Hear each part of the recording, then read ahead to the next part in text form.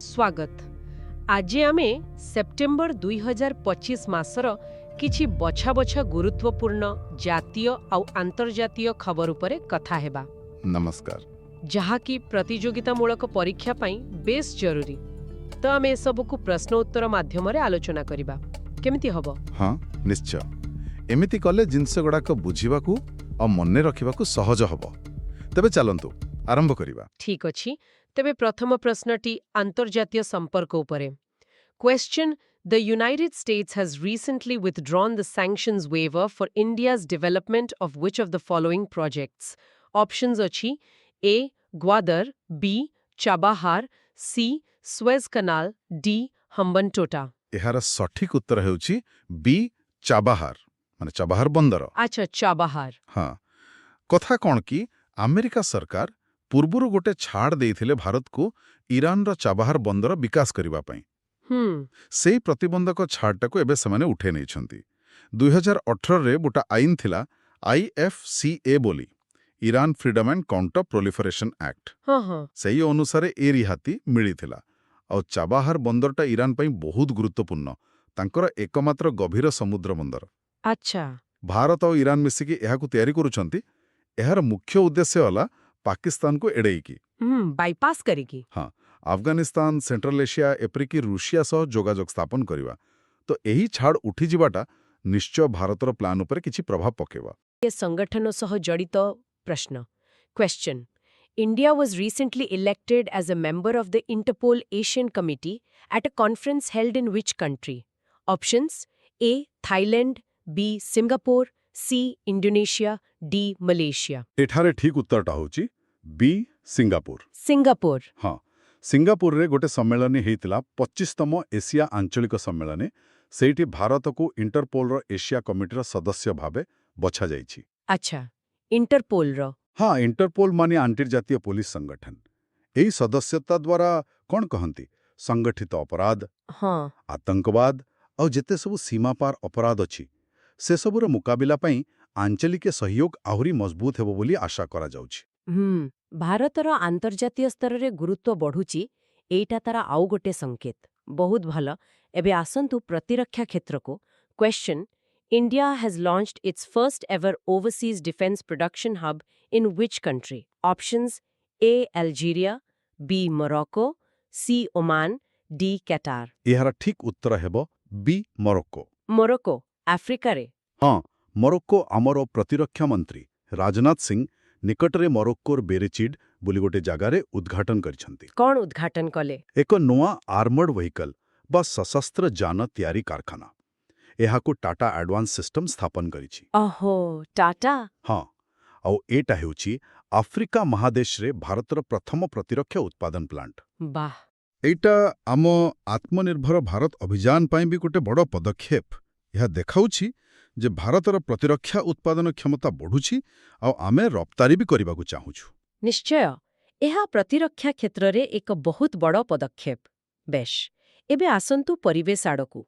Question: The World Teak Conference 2025 was held for the first time in which Indian city? Options: A. Bangalore, B. Kochi, Kerala, C. Hyderabad, D.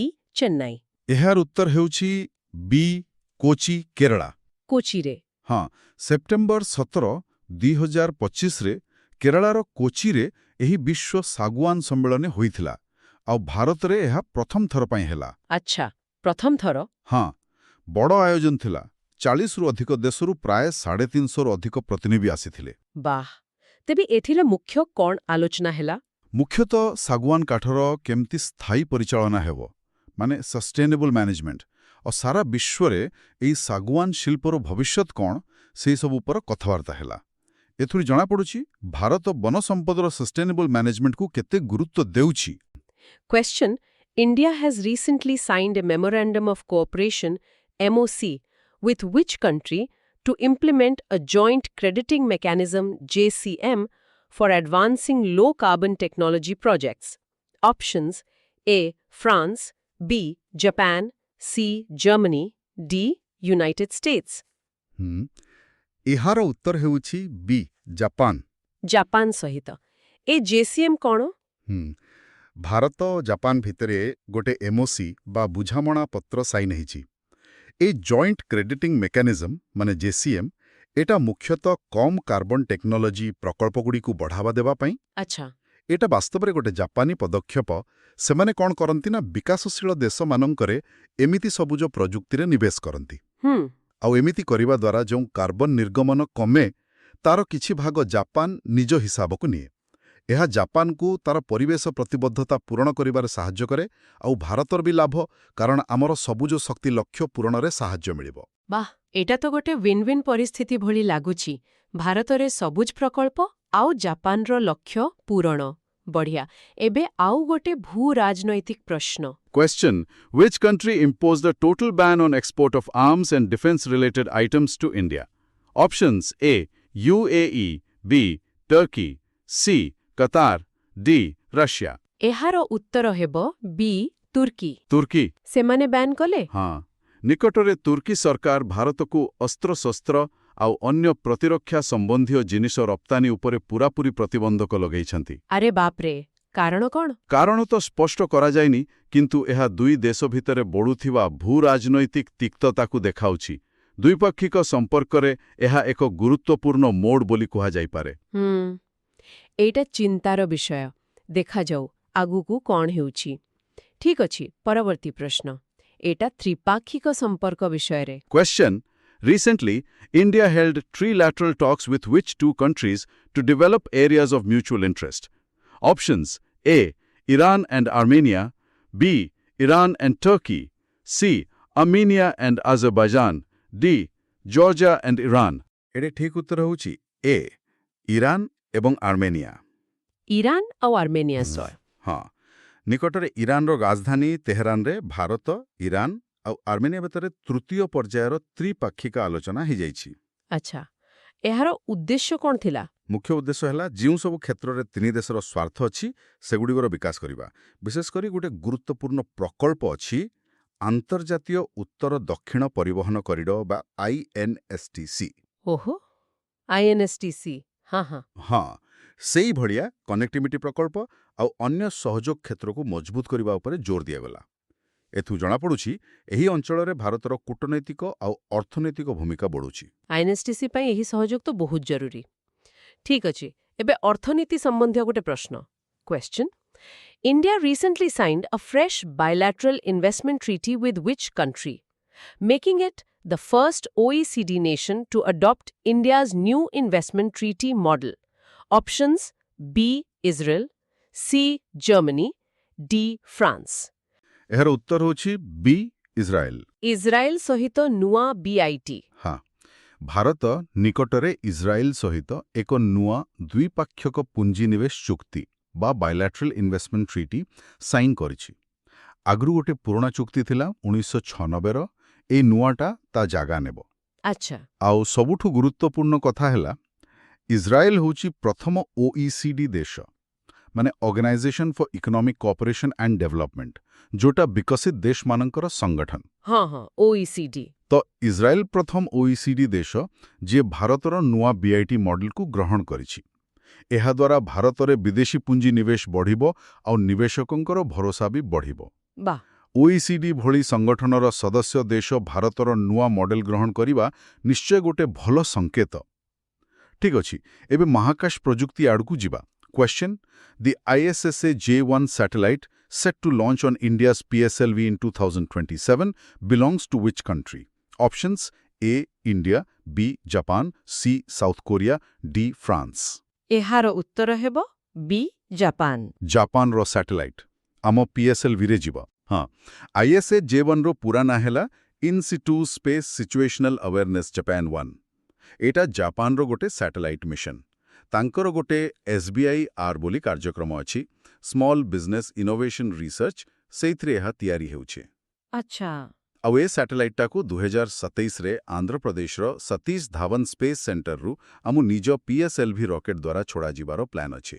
ବାଃ। ଏଇଟା ଭାରତ ଆଉ Japan ଭିତରେ ମହାକାଶ କ୍ଷେତ୍ରରେ ସହଯୋଗ କେମିତି ବଢ଼ୁଛି ତାର ଗୋଟେ ବଢ଼ିଆ ଉଦାହରଣ। ନିଶ୍ଚୟ। ଆମ PSLV ଉପରେ ବିଶ୍ୱସ୍ତରରେ କେତେ ଭରସା ଅଛି ଏଇଥିରୁ ଜଣାପଡ଼ୁଛି। ପ୍ରଯୁକ୍ତି କ୍ଷେତ୍ରରୁ ଆଉ ଗୋଟେ ଗୁରୁତ୍ୱପୂର୍ଣ୍ଣ ଖବର। Question: At Semicon India 2025, PM Modi received India's first indigenously made chip named options A. Aryabhatta, B. Vikram, C. Chanakya, D. Suryaputra. ଏହାର ଠିକ୍ ଉତ୍ତର ହେଲା ବି ବିକ୍ରମ। Vikram chip. ହଁ, ସେମିକନ୍ ଇଣ୍ଡିଆ 2025 କାର୍ଯ୍ୟକ୍ରମରେ ପ୍ରଧାନମନ୍ତ୍ରୀ ମୋଦିଙ୍କୁ ଏହି ବିକ୍ରମ ଚିପ୍ଟା ଦିଆଯାଇଥିଲା। ଏଇଟା ହେଉଛି ଭାରତର ପ୍ରଥମ ସମ୍ପୂର୍ଣ୍ଣ ସ୍ୱଦେଶୀ ଭାବେ ଡିଜାଇନ୍ କରାଯାଇଥିବା 32-ବିଟ୍ ସେମିକଣ୍ଡକ୍ଟର ଚିପ୍। 32 ବିଟ୍ ହୁଁ। କୋଉଥିପାଇଁ ବ୍ୟବହାର ହେବ? ମୁଖ୍ୟତଃ ମହାକାଶ କାର୍ଯ୍ୟକ୍ରମ ପାଇଁ ଏହାକୁ ତିଆରି କରାଯାଇଛି। ଆମ ଭାରତ ସେମିକଣ୍ଡକ୍ଟର ମିଶନ ଚାଲିଛି ନା, ହଁ, ସେଇ ମିଶନ ଅଧୀନରେ ଏହା ଗୋଟେ ବଡ଼ ସଫଳତା। ସେମିକଣ୍ଡକ୍ଟର ଟେକ୍ନୋଲୋଜିରେ ଆମ ଦେଶର ଆତ୍ମନିର୍ଭରଶୀଳତା ଦିଗରେ ଏହା ଏକ ମାଇଲ ଖୁଣ୍ଟ କହିଲେ ଚଳେ। ବାଃ, ବିକ୍ରମ ଚିପ୍, ଏହା ତ ଭାରତୀୟ ପ୍ରଯୁକ୍ତି ପାଇଁ ବହୁତ ବଡ଼ ଗର୍ବର କଥା। ଠିକ୍ ଅଛି, ଏବେ ଆର୍ଥିକ ଅପରାଧ ତଦନ୍ତ ସହ ଜଡ଼ିତ ଗୋଟେ ପ୍ରଶ୍ନ। Question: The Enforcement Directorate ED has received its first purple notice from which international agency? Options: A. CBI, B. Interpol, C. Europol, D. UNODC. ଏହାର ଉତ୍ତର ହେବ ବି ଇଣ୍ଟରପୋଲ। ଇଣ୍ଟରପୋଲରୁ ପର୍ପଲ୍ ନୋଟିସ୍, ଏଇଟା କ'ଣ? ହଁ, ଆମ ଇଡି ମାନେ ପ୍ରବର୍ତ୍ତନ ନିର୍ଦ୍ଦେଶାଳୟ ଯିଏ ଆର୍ଥିକ ଅପରାଧର ତଦନ୍ତ କରେ, ସେମାନେ ଅଗଷ୍ଟ 2025ରେ ଇଣ୍ଟରପୋଲରୁ ନିଜର ପ୍ରଥମ ପର୍ପଲ୍ ନୋଟିସ୍ ପାଇଛନ୍ତି। ଦେଖନ୍ତୁ, ଇଣ୍ଟରପୋଲ ବିଭିନ୍ନ ପ୍ରକାର ନୋଟିସ୍ ଜାରି କରେ, ରେଡ୍ ନୋଟିସ୍, ବ୍ଲୁ ନୋଟିସ୍, ଏମିତି। ପର୍ପଲ୍ ନୋଟିସ୍ ସାଧାରଣତଃ କେଉଁଠି ଅପରାଧୀମାନେ କିଛି ନୂଆ ଢଙ୍ଗରେ ବା ନୂଆ କୌଶଳର ଅପରାଧ କରୁଛନ୍ତି।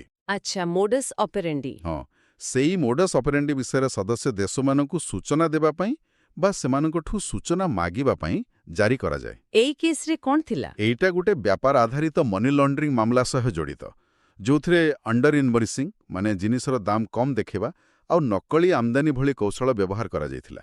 ତ ଏଇ ନୋଟିସ୍ ଇଣ୍ଟରପୋଲର ସବୁ 196 ସଦସ୍ୟ ଦେଶକୁ ଏମିତି କୌଶଳ ବିଷୟରେ ସତର୍କ କରାଇବ। ବୁଝିଲି। ଆର୍ଥିକ ଅପରାଧ ରୋକିବା ପାଇଁ ଆନ୍ତର୍ଜାତୀୟ ସହଯୋଗ କେତେ ଜରୁରୀ ଏଥିରୁ ଜଣାପଡ଼ୁଛି। ଠିକ୍ ଅଛି, ଏବେ ଶିକ୍ଷା କ୍ଷେତ୍ରକୁ ଆସିବା। Question: Which state has recently become the fourth fully literate state in India? Options: A. Kerala, B. Mizoram, C. Himachal Pradesh, D. Goa. ଏହାର ସଠିକ୍ ଉତ୍ତର ହେଉଛି ସି ହିମାଚଳ ପ୍ରଦେଶ। ହିମାଚଳ ପ୍ରଦେଶ, ସେମାନେ ଚତୁର୍ଥ ପୂର୍ଣ୍ଣ ସାକ୍ଷର ରାଜ୍ୟ ହେଲେ। ହଁ, ହିମାଚଳ ପ୍ରଦେଶ ନିକଟରେ 99.3% ସାକ୍ଷରତା ହାର ହାସଲ କରିଛି। 99.3%। ହଁ, ଏହା ସହିତ କେରଳ, ମିଜୋରାମ ଆଉ ଗୋଆ ପରେ ହିମାଚଳ ପ୍ରଦେଶ ଚତୁର୍ଥ ରାଜ୍ୟ ହୋଇଛି। ଏବେ ଆସନ୍ତୁ ଆମ ନିଜ ରାଜ୍ୟ ଓଡ଼ିଶାକୁ। ଗୋଟେ ଖବର ଅଛି। Question: Which Indian Gram Panchayat in Keonjhar district won the Jury Award for Innovative E-Governance? Options: A. Telkoi Gram Panchayat, B. Swakati Gram Panchayat, C. Harichandanpur Gram Panchayat, D. Patna Gram Panchayat. ଏହାର ଉତ୍ତର ହେଉଛି ବି ସୁଆକାଠି ଗ୍ରାମ ପଞ୍ଚାୟତ। ସୁଆକାଟି କେନ୍ଦୁଝର ଜିଲ୍ଲାର। ହଁ, କେନ୍ଦୁଝର ଜିଲ୍ଲାର ସୁଆକାଠି ଗ୍ରାମ ପଞ୍ଚାୟତକୁ ଜାତୀୟ ସ୍ତରରେ ଗୋଟେ ଜୁରି ପୁରସ୍କାର ମିଳିଛି। କାହିଁକି ମିଳିଲା? ଶାସନରେ ଟେକ୍ନୋଲୋଜିର ବହୁତ ଭଲ ଆଉ ନୂଆ ଢଙ୍ଗରେ ବ୍ୟବହାର କରିଥିବାରୁ। ଏହି ପଞ୍ଚାୟତ ଓଡ଼ିଶା ୱାନ୍ ଆଉ ସେବା ଓଡ଼ିଶା ଭଳି ଡିଜିଟାଲ ପ୍ଲାଟଫର୍ମ ବ୍ୟବହାର କରି ଲୋକମାନଙ୍କୁ 24 ଘଣ୍ଟା ସବୁଦିନ ସେବା ଯୋଗାଉଛି ଆଉ ସବୁକିଛି ରିଅଲ ଟାଇମ୍ରେ ହେଉଛି। Question: According to the State Energy Efficiency Index SEEI 2024, which states have been ranked among the top performers in energy efficiency? Options: A. Maharashtra and Andhra Pradesh, B. Gujarat and Tamil Nadu, C. Kerala and Karnataka, D. Rajasthan and Haryana.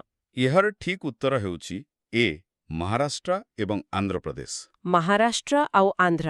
ହଁ, ରାଜ୍ୟ ଶକ୍ତି ଦକ୍ଷତା ସୂଚକାଙ୍କ ବା SEEI 2024 report ଅନୁସାରେ ଏହି ଦୁଇଟି ରାଜ୍ୟ ଶକ୍ତି ଦକ୍ଷତା କ୍ଷେତ୍ରରେ ସବୁଠୁ ଭଲ ପ୍ରଦର୍ଶନ କରିଛନ୍ତି। ଏବେ ଗୋଟେ ନିଯୁକ୍ତି ସମ୍ବନ୍ଧୀୟ ପ୍ରଶ୍ନ।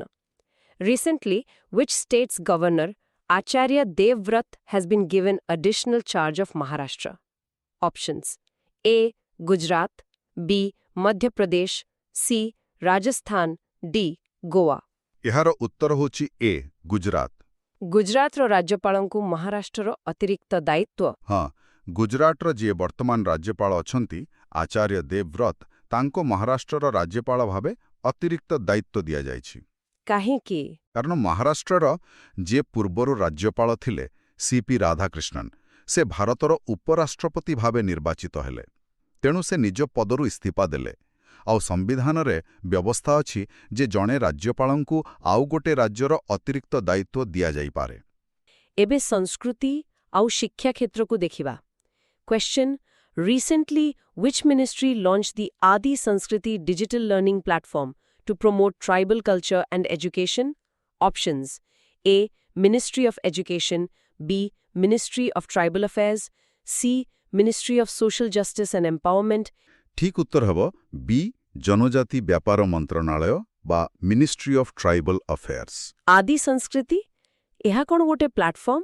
ହଁ, ଏହି ମନ୍ତ୍ରଣାଳୟ ଆଦି ସଂସ୍କୃତି ନାଁରେ ଗୋଟେ ଡିଜିଟାଲ ଲର୍ଣ୍ଣିଂ ପ୍ଲାଟଫର୍ମ ଆରମ୍ଭ କରିଛି।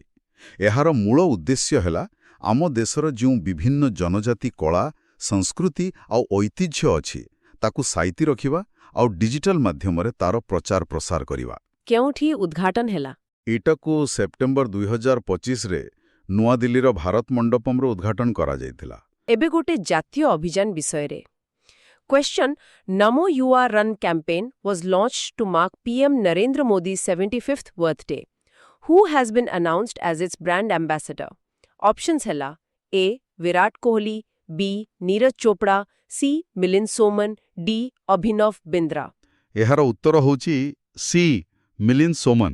ମିଲିନ୍ଦ ସୋମନ, ନମୋ ୟୁବା ରନ୍ ପାଇଁ। ହଁ, ପ୍ରଧାନମନ୍ତ୍ରୀ ନରେନ୍ଦ୍ର ମୋଦିଙ୍କ 75ତମ ଜନ୍ମଦିନ ପାଳନ ଅବସରରେ ବିଜେପିର ଯୁବ ଶାଖା ମାନେ ଭାରତୀୟ ଜନତା ଯୁବ ମୋର୍ଚ୍ଚା BJYM ସାରା ଦେଶରେ ଏହି ନମୋ ୟୁବା ରନ୍ ବୋଲି ଗୋଟେ ଦୌଡ଼ କାର୍ଯ୍ୟକ୍ରମ ଆରମ୍ଭ କରିଛି। ଏହାର ଉଦ୍ଦେଶ୍ୟ? ମୂଳ ଲକ୍ଷ୍ୟ ହେଲା ଯୁବକ ଯୁବତୀଙ୍କ ଭିତରେ ସ୍ୱାସ୍ଥ୍ୟ ଆଉ ଫିଟନେସକୁ ପ୍ରୋତ୍ସାହିତ କରିବା। ଆଉ ଏହି ଅଭିଯାନ ପାଇଁ ବ୍ରାଣ୍ଡ ଆମ୍ବାସଡର ଭାବେ ବଛାଯାଇଛି ଜଣାଶୁଣା ଅଭିନେତା, ମଡେଲ ଆଉ ଫିଟନେସ୍ ଆଇକନ୍ ମିଲିନ୍ଦ ସୋମନଙ୍କୁ। Question: Where was the 56th GST Council meeting held on September 3-4, 2025? Options: A. Mumbai, B. New Delhi, C. Hyderabad, D. Bengaluru. ଏହାର ସଠିକ୍ ଉତ୍ତର ହେଉଛି ବି, ନୂଆଦିଲ୍ଲୀ। ନୂଆଦିଲ୍ଲୀରେ 56ତମ GST ପରିଷଦ ବୈଠକ। ହଁ, ସେପ୍ଟେମ୍ବର 3 ଆଉ 4, 2025ରେ ନୂଆଦିଲ୍ଲୀରେ ଏହି ବୈଠକ ହୋଇଥିଲା। ଆଉ ଏଟା ବହୁତ ଗୁରୁତ୍ୱପୂର୍ଣ୍ଣ ଥିଲା। କାହିଁକି? କାରଣ ଏଥିରେ GST 2.0 ମାନେ ପରବର୍ତ୍ତୀ ପିଢ଼ିର GST ସଂସ୍କାର ଉପରେ ମୁଖ୍ୟତଃ କଥାବାର୍ତ୍ତା ହେଲା, ଯାହାକି ଅକ୍ଟୋବର 2025 ସୁଦ୍ଧା ଲାଗୁ ହେବାର ଯୋଜନା ଅଛି। ଓହୋ, GST 2.0ରେ କ'ଣ ସବୁ ଅଛି? ଦେଖନ୍ତୁ, ମୁଖ୍ୟତଃ GST ସ୍ଲାବଗୁଡ଼ାକୁ ସରଳ କରିବା କଥା ଅଛି। ଗୋଟେ ଡୁଏଲ ରେଟ୍ ସିଷ୍ଟମ ମାନେ ଦୁଇଟା ମୁଖ୍ୟ ହାର, ଯେମିତିକି 5% ଆଉ 18%। ଆଚ୍ଛା। ଆଉ ଯୋଉ ପାପ ସାମଗ୍ରୀ ବା ସିନ୍ ଗୁଡ୍ସ ଅଛି ସେଗୁଡ଼ାକ ପାଇଁ ଗୋଟେ 40% ଭଳି ସ୍ୱତନ୍ତ୍ର ହାର ରଖିବା କଥା ଚାଲିଛି। ତା ଛଡ଼ା କମ୍ପ୍ଲାଏନ୍ସକୁ ସହଜ କରିବା, ରିଫଣ୍ଡ ପ୍ରୋସେସକୁ ଅଟୋମେଟେଡ୍ କରିବା, ଏସବୁ ବି ସାମିଲ ଅଛି। ଏବେ ମହିଳା ସୁରକ୍ଷା ସମ୍ବନ୍ଧୀୟ ଗୋଟେ ରିପୋର୍ଟ ଉପରେ ପ୍ରଶ୍ନ। Question: Which city ranked as the 5th safest city for women in India according to the 2025 National Annual Report Index on Women's Safety? Options: A. Shimla, B. Gangtok, C. Jaipur, D. Pune. ଏହାର ଉତ୍ତର ହେଉଛି ବି, ଗ୍ୟାଙ୍ଗଟକ୍। ଗ୍ୟାଙ୍ଗଟକ୍, ପଞ୍ଚମ ସୁରକ୍ଷିତ ସହର। ହଁ, 2025 ପାଇଁ ଗୋଟେ report ଆସିଛି, NARI ବୋଲି national annual report index on women's safety. ସେହି ଅନୁସାରେ ସିକ୍କିମର ରାଜଧାନୀ ଗ୍ୟାଙ୍ଗଟକ୍ ଭାରତରେ ମହିଳାମାନଙ୍କ ପାଇଁ ପଞ୍ଚମ ସୁରକ୍ଷିତ ସହର। ତାହେଲେ ପ୍ରଥମ କିଏ? ପ୍ରଥମ ସ୍ଥାନରେ ଅଛି ନାଗାଲାଣ୍ଡର ରାଜଧାନୀ କୋହିମା। ତାଙ୍କ ସୁରକ୍ଷା ସ୍କୋର ସବୁଠୁ ଅଧିକ, 82.9%। ଆଚ୍ଛା, ଆଉ ଟପ୍ 5ରେ ଆଉ କିଏ କିଏ? ଦ୍ୱିତୀୟରେ ଆନ୍ଧ୍ରପ୍ରଦେଶର ବିଶାଖାପଟ୍ଟନା, ତୃତୀୟରେ ଆମ ଓଡ଼ିଶାର ଭୁବନେଶ୍ୱର। ଓହୋ, ଭୁବନେଶ୍ୱର ତୃତୀୟ, ବହୁତ ଭଲ ଖବର। ହଁ, ଚତୁର୍ଥରେ ମିଜୋରାମର ଆଇଜଲ ଆଉ ପଞ୍ଚମରେ ଗ୍ୟାଙ୍ଗଟକ୍। ଏହି ରିପୋର୍ଟଟା ଜାତୀୟ ମହିଳା ଆୟୋଗ ବା NCWର ଅଧ୍ୟକ୍ଷା ବିଜୟା ରାଉତଙ୍କର ଉନ୍ମୋଚନ କରିଥିଲେ। Question: Which wildlife sanctuary in Odisha has received NTCA approval to become India's newest tiger reserve? Options: A. Satkosia Wildlife Sanctuary, B. Debrigad Wildlife Sanctuary, C. Simlipal Wildlife Sanctuary, D. Bhitarkanika Wildlife Sanctuary. ଏଠାରେ ସଠିକ ଉତ୍ତର ହେଉଛି ବି ଦେବ୍ରିଗଡ଼ ବନ୍ୟପ୍ରାଣୀ ଅଭୟାରଣ୍ୟ ଭାବେ ଅନୁମୋଦନ ଦେଇଛି।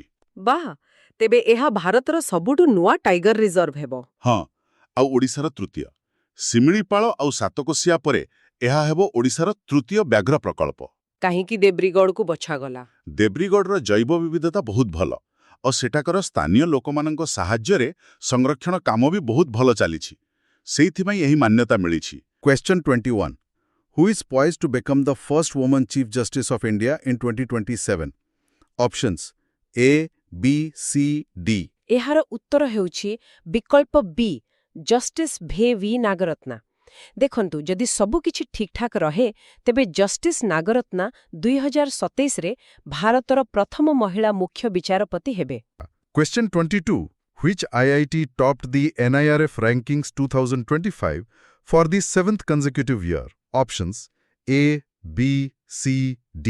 ଏଠି ଉତ୍ତରଟା ହେଉଛି ବିକଳ୍ପ ବି, ଆଇଆଇଟି ମାଡ୍ରାସ। NIRF ରାଙ୍କିଙ୍ଗସ୍ 2025ରେ ଆଇଆଇଟି ମାଡ୍ରାସ କ୍ରମାଗତ ଭାବେ 7 ଥର ପାଇଁ ଶୀର୍ଷ ସ୍ଥାନରେ ରହିଛି। 7 ବର୍ଷ। ହଁ, 7 ବର୍ଷ। ଏହା ପଛର ମୁଖ୍ୟ କାରଣ ହେଲା ତାର ବିଭିନ୍ନ ମାନଦଣ୍ଡରେ ସ୍ଥିର ଉତ୍କୃଷ୍ଟତା, ଯେମିତି ଶିକ୍ଷାଦାନର ମାନ, ଗବେଷଣାର ଗୁଣବତ୍ତା, ପିଲାଙ୍କର ସଫଳତା, ସାମାଜିକ ଅନ୍ତର୍ଭୁକ୍ତିକରଣ ଆଉ ପୁରା ଅନୁଷ୍ଠାନର ପରିଚାଳନା। Question 23. Recently, RBI cleared the reappointment of which former deputy governor as the chairman of Yes Bank? Options: A, B, C, D. ଏହାର ଠିକ୍ ଉତ୍ତର ହେଉଛି ବିକଳ୍ପ ବି, ଆର୍ ଗାନ୍ଧୀ।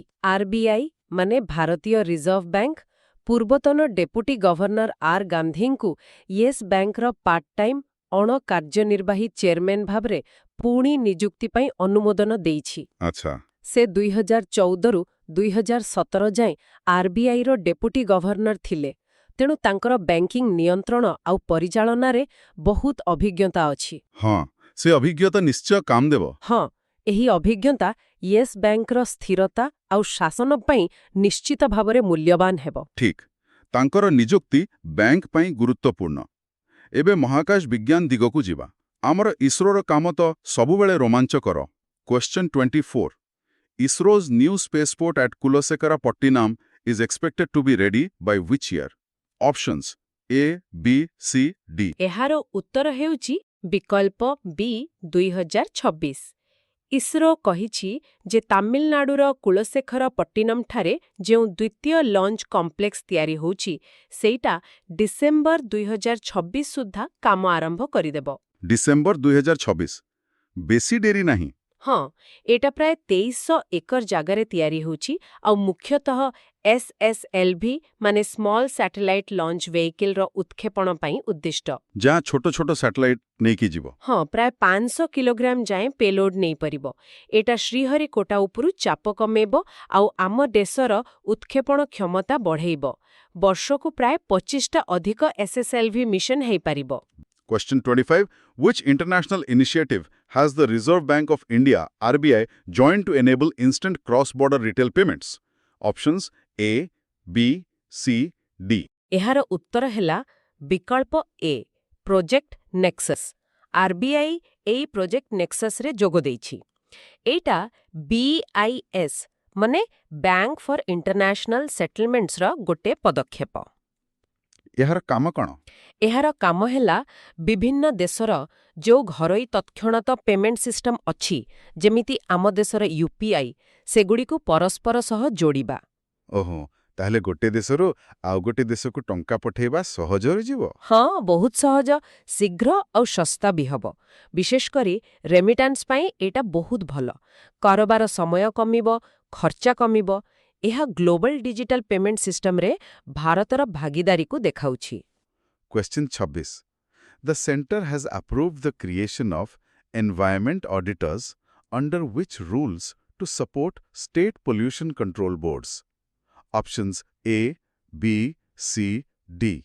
ଏହାର ଉତ୍ତର ହେଉଛି ବିକଳ୍ପ ବି ପରିବେଶ ଅଡିଟ୍ ନିୟମ 2025 ଏହି ନୂଆ ନିୟମ ଅନୁସାରେ ସରକାର ଏକ ସ୍ୱତନ୍ତ୍ର ଶ୍ରେଣୀର ସର୍ଟିଫାଇଡ୍ ପରିବେଶ ଅଡିଟର ବା ଏଜେନ୍ସି ତିଆରି କରିବାକୁ ମଞ୍ଜୁରି ଦେଇଛନ୍ତି। ଏମାନେ କ'ଣ କରିବେ?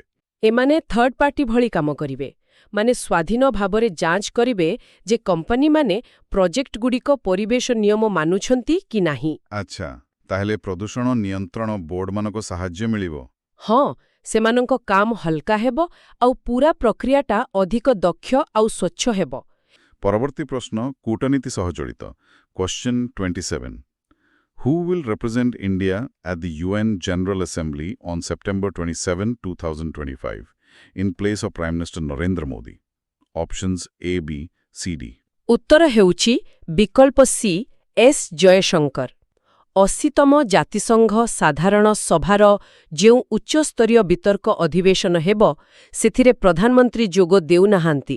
ଓହ, ହଁ, ତାଙ୍କ ସ୍ଥାନରେ ଆମ ବୈଦେଶିକ ମନ୍ତ୍ରୀ ଏସ୍ ଜୟଶଙ୍କର ଭାରତ ପକ୍ଷରୁ ବିଶ୍ୱ ନେତାମାନଙ୍କୁ ସମ୍ବୋଧିତ କରିବେ। Question 28. Who launched India's first lithium-ion battery plant in Haryana? Options A, B, C, D. ଏହାର ଉତ୍ତର ହେଉଛି ବିକଳ୍ପ ସି ଅଶ୍ୱିନୀ ବୈଷ୍ଣବ। ଆମ କେନ୍ଦ୍ର ଇଲେକ୍ଟ୍ରୋନିକ୍ସ ଓ ଆଇଟି ମନ୍ତ୍ରୀ ଅଶ୍ୱିନୀ ବୈଷ୍ଣବ ହରିୟାଣାରେ ଭାରତର ପ୍ରଥମ ଲିଥିୟମ୍ ଆୟନ ବ୍ୟାଟେରୀ ଉତ୍ପାଦନ ପ୍ଲାଣ୍ଟର ଉଦ୍ଘାଟନ କରିଛନ୍ତି।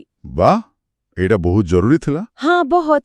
ଏଇଟା EMC ଯୋଜନା ଅଧୀନରେ ପ୍ରାୟ 3000 କୋଟି ଟଙ୍କା ଲଗେଇକି ତିଆରି ହେଇଛି। Question 29. Bodoland, the first tribal council to digitize land records, is located in which Indian state? Options A, B, C, D. ଉତ୍ତର ହେଉଛି ବିକଳ୍ପ ବି ଆସାମ। ବୋଡୋଲ୍ୟାଣ୍ଡ ଟେରିଟୋରିଆଲ ରିଜନ୍ ବା BTR ଆସାମରେ ଅଛି ଆଉ ଏଇଟା ସମ୍ବିଧାନର 6ଠ ଅନୁସୂଚୀ ଅଧୀନରେ ଆସୁଛି। ହଁ, ଇଏ ହେଉଛି ଭାରତର ପ୍ରଥମ ଆଦିବାସୀ ପରିଷଦ ଯିଏକି ନିଜ ଅଞ୍ଚଳର 15 ଲକ୍ଷରୁ ଅଧିକ ଭୂମି ଦଲିଲ, କାଗଜପତ୍ର ଆଉ ମାନଚିତ୍ରକୁ ପୂରାପୂରି ଡିଜିଟାଇଜ୍ କରିଛି। ବାଃ, ତାହେଲେ ଆଉ ହାତଲେଖା ରେକର୍ଡ ରହିବନି? ନା, ସେ ଯୁଗ ଗଲା। ଏହାଦ୍ୱାରା ଜମିବାଡ଼ି ବିବାଦ କମିବ, କାମରେ ସ୍ୱଚ୍ଛତା ଆସିବ ଆଉ ଆଦିବାସୀ ଲୋକଙ୍କର ଜମି ଅଧିକାର ସୁରକ୍ଷିତ ରହିବ। Question 30. The Union Minister of Sports and Youth Affairs announced that My Bharat Abda Mitra will be mobilized for rescue operations in which flood-affected states? Options A, B, C, D. ଏହାର ଉତ୍ତର ହେଉଛି ବିକଳ୍ପ ଏ ପଞ୍ଜାବ ଏବଂ ହିମାଚଳ ପ୍ରଦେଶ। ମାଇ ଭାରତ ଗୋଟେ ଯୁବକମାନଙ୍କ ପାଇଁ ସରକାରୀ ପ୍ଲାଟଫର୍ମ ଅଛି। ହଁ, ଶୁଣିଛି। ତ ଏଇ ପ୍ଲାଟଫର୍ମର ଯେଉଁ ତାଲିମ ପାଇଥିବା ଆପଦା ମିତ୍ର ବା ବିପର୍ଯ୍ୟୟ ବନ୍ଧୁ ସ୍ୱେଚ୍ଛାସେବୀ ଅଛନ୍ତି, ସେମାନଙ୍କୁ ନିକଟରେ ବନ୍ୟା ହେଇଥିବା ପଞ୍ଜାବ ଆଉ ହିମାଚଳ ପ୍ରଦେଶରେ ଉଦ୍ଧାର କାମ ପାଇଁ ପଠାଯାଇଛି। Question 31. Adani Power has signed an agreement with Druk Green Power to establish a 570 megawatt hydroelectric project in which country? Options A, B, C, D. ଉତ୍ତର ହେଉଛି ବିକଳ୍ପ ବି ଭୁଟାନ। ଆଦାନୀ ପାୱାର ଭୁଟାନର ସରକାରୀ ସଂସ୍ଥା ଡ୍ରୁକ୍ ଗ୍ରୀନ୍ ପାୱାର କର୍ପୋରେସନ ସହିତ ଗୋଟେ ଚୁକ୍ତି କରିଛି। କେଉଁ ପ୍ରକଳ୍ପ ପାଇଁ? ଭୁଟାନରେ ୱାଞ୍ଛୁ ନଦୀ ଉପରେ ଗୋଟେ 570 ମେଗାୱାଟର ଜଳବିଦ୍ୟୁତ ପ୍ରକଳ୍ପ ପାଇଁ। ଏହିଟା 2031 ସୁଦ୍ଧା ସରିବାର ଅଛି। ଏହାର ଫାଇଦା କ'ଣ ହେବ? ମୁଖ୍ୟ ଉଦ୍ଦେଶ୍ୟ ହେଲା ଭୁଟାନର ଶୀତଦିନିଆ ବିଜୁଳି ଚାହିଦା ପୂରଣ କରିବା ଆଉ ଗରମ ଦିନେ ଯେଉଁ ବଳକା ବିଜୁଳି ହବ ସେଇଟା ଭାରତକୁ ରପ୍ତାନି କରିବା। Question 32. BHEL has signed an agreement with Horizon Fuel Cell Company of which country? Options A, B, C, D. ଏହାର ଉତ୍ତର ହେଉଛି ବିକଳ୍ପ ବି ସିଙ୍ଗାପୁର। ଆମ ଦେଶର BHEL ମାନେ ଭାରତ ହେଭି ଇଲେକ୍ଟ୍ରିକାଲ୍ସ ଲିମିଟେଡ୍ ସିଙ୍ଗାପୁରର ହରାଇଜନ୍ ଫ୍ୟୁଏଲ୍ ସେଲ୍ ଟେକ୍ନୋଲୋଜିଜ୍ ସହିତ ଗୋଟେ MOU ସାଇନ୍ କରିଛି। କ'ଣ ପାଇଁ ଏ ଚୁକ୍ତି? ଦୁଇ କମ୍ପାନୀ ମିଶିକି ଭାରତୀୟ ରେଳୱେ ପାଇଁ ହାଇଡ୍ରୋଜେନ୍ ଫ୍ୟୁଏଲ୍ ସେଲ୍ବାଲା ଇଞ୍ଜିନ୍ ତିଆରି କରିବେ। ଓହୋ, ହାଇଡ୍ରୋଜେନ୍ ଇଞ୍ଜିନ୍? ହଁ, ହାଇଡ୍ରୋଜେନ୍ ତ ଗୋଟେ ସ୍ୱଚ୍ଛ ଇନ୍ଧନ, ତେଣୁ ଏହା ରେଳ ପରିବହନକୁ ପରିବେଶ ଉପଯୋଗୀ କରିବ। Question 33. Recently, ISRO signed an agreement with which company for the transfer of small satellite launch vehicle SSLV technology? Options A, B, C or D. ଏଠାରେ ଉତ୍ତର ହେଉଛି ବିକଳ୍ପ ସି ହାଲ୍ ମାନେ ହିନ୍ଦୁସ୍ତାନ ଏରୋନଟିକ୍ସ ଲିମିଟେଡ୍। ଇସ୍ରୋ ନିଜେ ତିଆରି କରିଥିବା SSLVର ଟେକ୍ନୋଲୋଜି HALକୁ ଦେଇଛି, ଯାହାଦ୍ୱାରା HAL ଏହାକୁ ଉତ୍ପାଦନ କରିପାରିବ ଆଉ ବ୍ୟବସାୟିକ ଭାବେ ବ୍ୟବହାର କରିପାରିବ। ଏହା କ'ଣ ପ୍ରଥମ ଥର? ନା, ଗୁରୁତ୍ୱପୂର୍ଣ୍ଣ କଥା ହେଲା ଏଇଟା ଇସ୍ରୋର 100ତମ ଟେକ୍ନୋଲୋଜି ଟ୍ରାନ୍ସଫର ଚୁକ୍ତି। 100ତମ? ବାଃ! ହଁ, ଏହା ଦେଖାଉଛି ଯେ ଭାରତର ମହାକାଶ କାର୍ଯ୍ୟକ୍ରମରେ କେମିତି ଘରୋଇ କମ୍ପାନୀମାନଙ୍କର ଭାଗିଦାରୀ ବଢ଼ୁଛି। Question 34. PM Narendra Modi recently inaugurated projects worth 9,000 crores in which state and flagged off the first rail line connecting its capital, Aizawl, to the Indian Railways network. Options A, B, C, D. ଉତ୍ତର ହେଉଛି ବିକଳ୍ପ C, Mizoram. ପ୍ରଧାନମନ୍ତ୍ରୀ ନିକଟରେ ମିଜୋରାମ ଯାଇଥିଲେ ଆଉ ସେଠି ପ୍ରାୟ 9,000 କୋଟି ଟଙ୍କାର ବିଭିନ୍ନ ପ୍ରକଳ୍ପର ଶିଳାନ୍ୟାସ ଓ ଉଦ୍ଘାଟନ କଲେ। ସବୁଠୁ ବଡ଼ କଥା କ'ଣ ଥିଲା? ସବୁଠୁ ବଡ଼ କଥା ହେଲା ସେ ମିଜୋରାମର ରାଜଧାନୀ ଆଇଜୋଲକୁ ଭାରତୀୟ ରେଳ ନେଟୱାର୍କ ସହିତ ଯୋଡୁଥିବା ପ୍ରଥମ ରେଳ ଲାଇନର ଶୁଭାରମ୍ଭ କଲେ। ବୈରାବୀ ସାଇରାଙ୍ଗ ବ୍ରଡଗୋଜ୍ ଲାଇନ ଏବେ ସାଇରାଙ୍ଗ ଯାଏ ଚାଲୁ ହେଇଗଲା, ଯାହା ଆଇଜୋଲ ପାଖରେ। Question 35. In which state did the Prime Minister inaugurate India's first bamboo-based ethanol plant at Numaligarh refinery? Options A, B, C, D. ଏହାର ଉତ୍ତର ହେଉଛି ବିକଳ୍ପ B, ଆସାମ। ପ୍ରଧାନମନ୍ତ୍ରୀ ଆସାମର ନୁମାଲିଗଡ଼ ରିଫାଇନରୀ ପରିସରରେ ଭାରତର ପ୍ରଥମ ବାଉଁଶ ଆଧାରିତ ବାୟୋଇଥାନଲ ପ୍ଲାଣ୍ଟ ଉଦ୍ଘାଟନ କରିଛନ୍ତି। ବାଉଁଶରୁ ଇଥାନଲ? ହଁ, ଏହି ପ୍ଲାଣ୍ଟ ସେଠାକାର ବାଉଁଶକୁ କଞ୍ଚାମାଲ ଭାବେ ବ୍ୟବହାର କରି ଇଥାନଲ ତିଆରି କରିବ। Question 36. India's first National Geothermal Energy Policy 2025 was launched by which ministry? Options A, B, C, D. ଏହାର ଉତ୍ତର ହେଉଛି ବିକଳ୍ପ ବି, ନୂତନ ଏବଂ ଅକ୍ଷୟ ଶକ୍ତି ମନ୍ତ୍ରଣାଳୟ ବା MNRE। ଭାରତ ସରକାରଙ୍କର MNRE ଦେଶର ପ୍ରଥମ ଜାତୀୟ ଭୂତାପୀୟ ଶକ୍ତି ନୀତି 2025 ଆରମ୍ଭ କରିଛି। ଭୂତାପୀୟ ଶକ୍ତି ମାନେ? ମାନେ ପୃଥିବୀ ଭିତରୁ ଯେଉଁ ଉତ୍ତାପ ଆସେ ସେଇଥିରୁ ମିଳୁଥିବା ଶକ୍ତି। ଏଇ ନୀତିର ଉଦ୍ଦେଶ୍ୟ ହେଲା ଏହି ଶକ୍ତିକୁ କେମିତି ବିଦ୍ୟୁତ ଉତ୍ପାଦନ, ଗରମ କରିବା, ଥଣ୍ଡା କରିବା, ଚାଷ କାମ, ପର୍ଯ୍ୟଟନ, ଏମିତିକି ଲୁଣି ପାଣିକୁ ମଧୁର କରିବା ପାଇଁ ବ୍ୟବହାର କରାଯିବ, ସେ ଦିଗରେ କାମ କରିବା। ଆଚ୍ଛା। Question 37.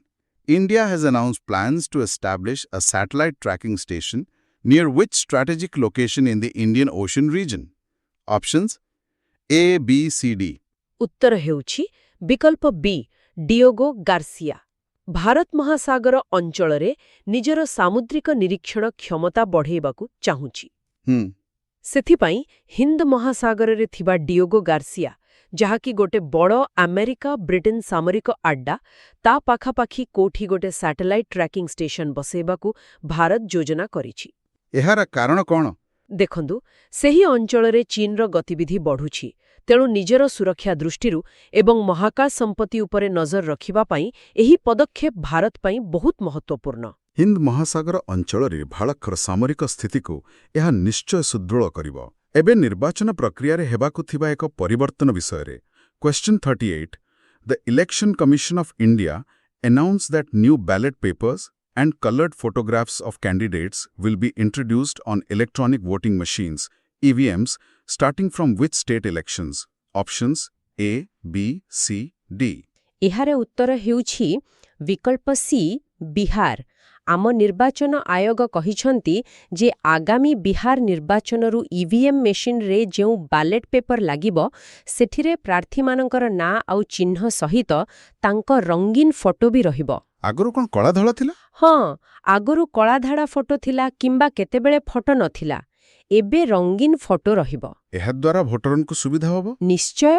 ଲୋକମାନେ ନିଜ ପସନ୍ଦର ପ୍ରାର୍ଥୀଙ୍କୁ ସହଜରେ ଚିହ୍ନି ପାରିବେ ଆଉ ଭୋଟ ଦେବାରେ ବି ଭୁଲ କମ୍ ହେବ। ପୁରା ପ୍ରକ୍ରିୟାଟା ଆହୁରି ସହଜ ହୋଇଯିବ। Question 39.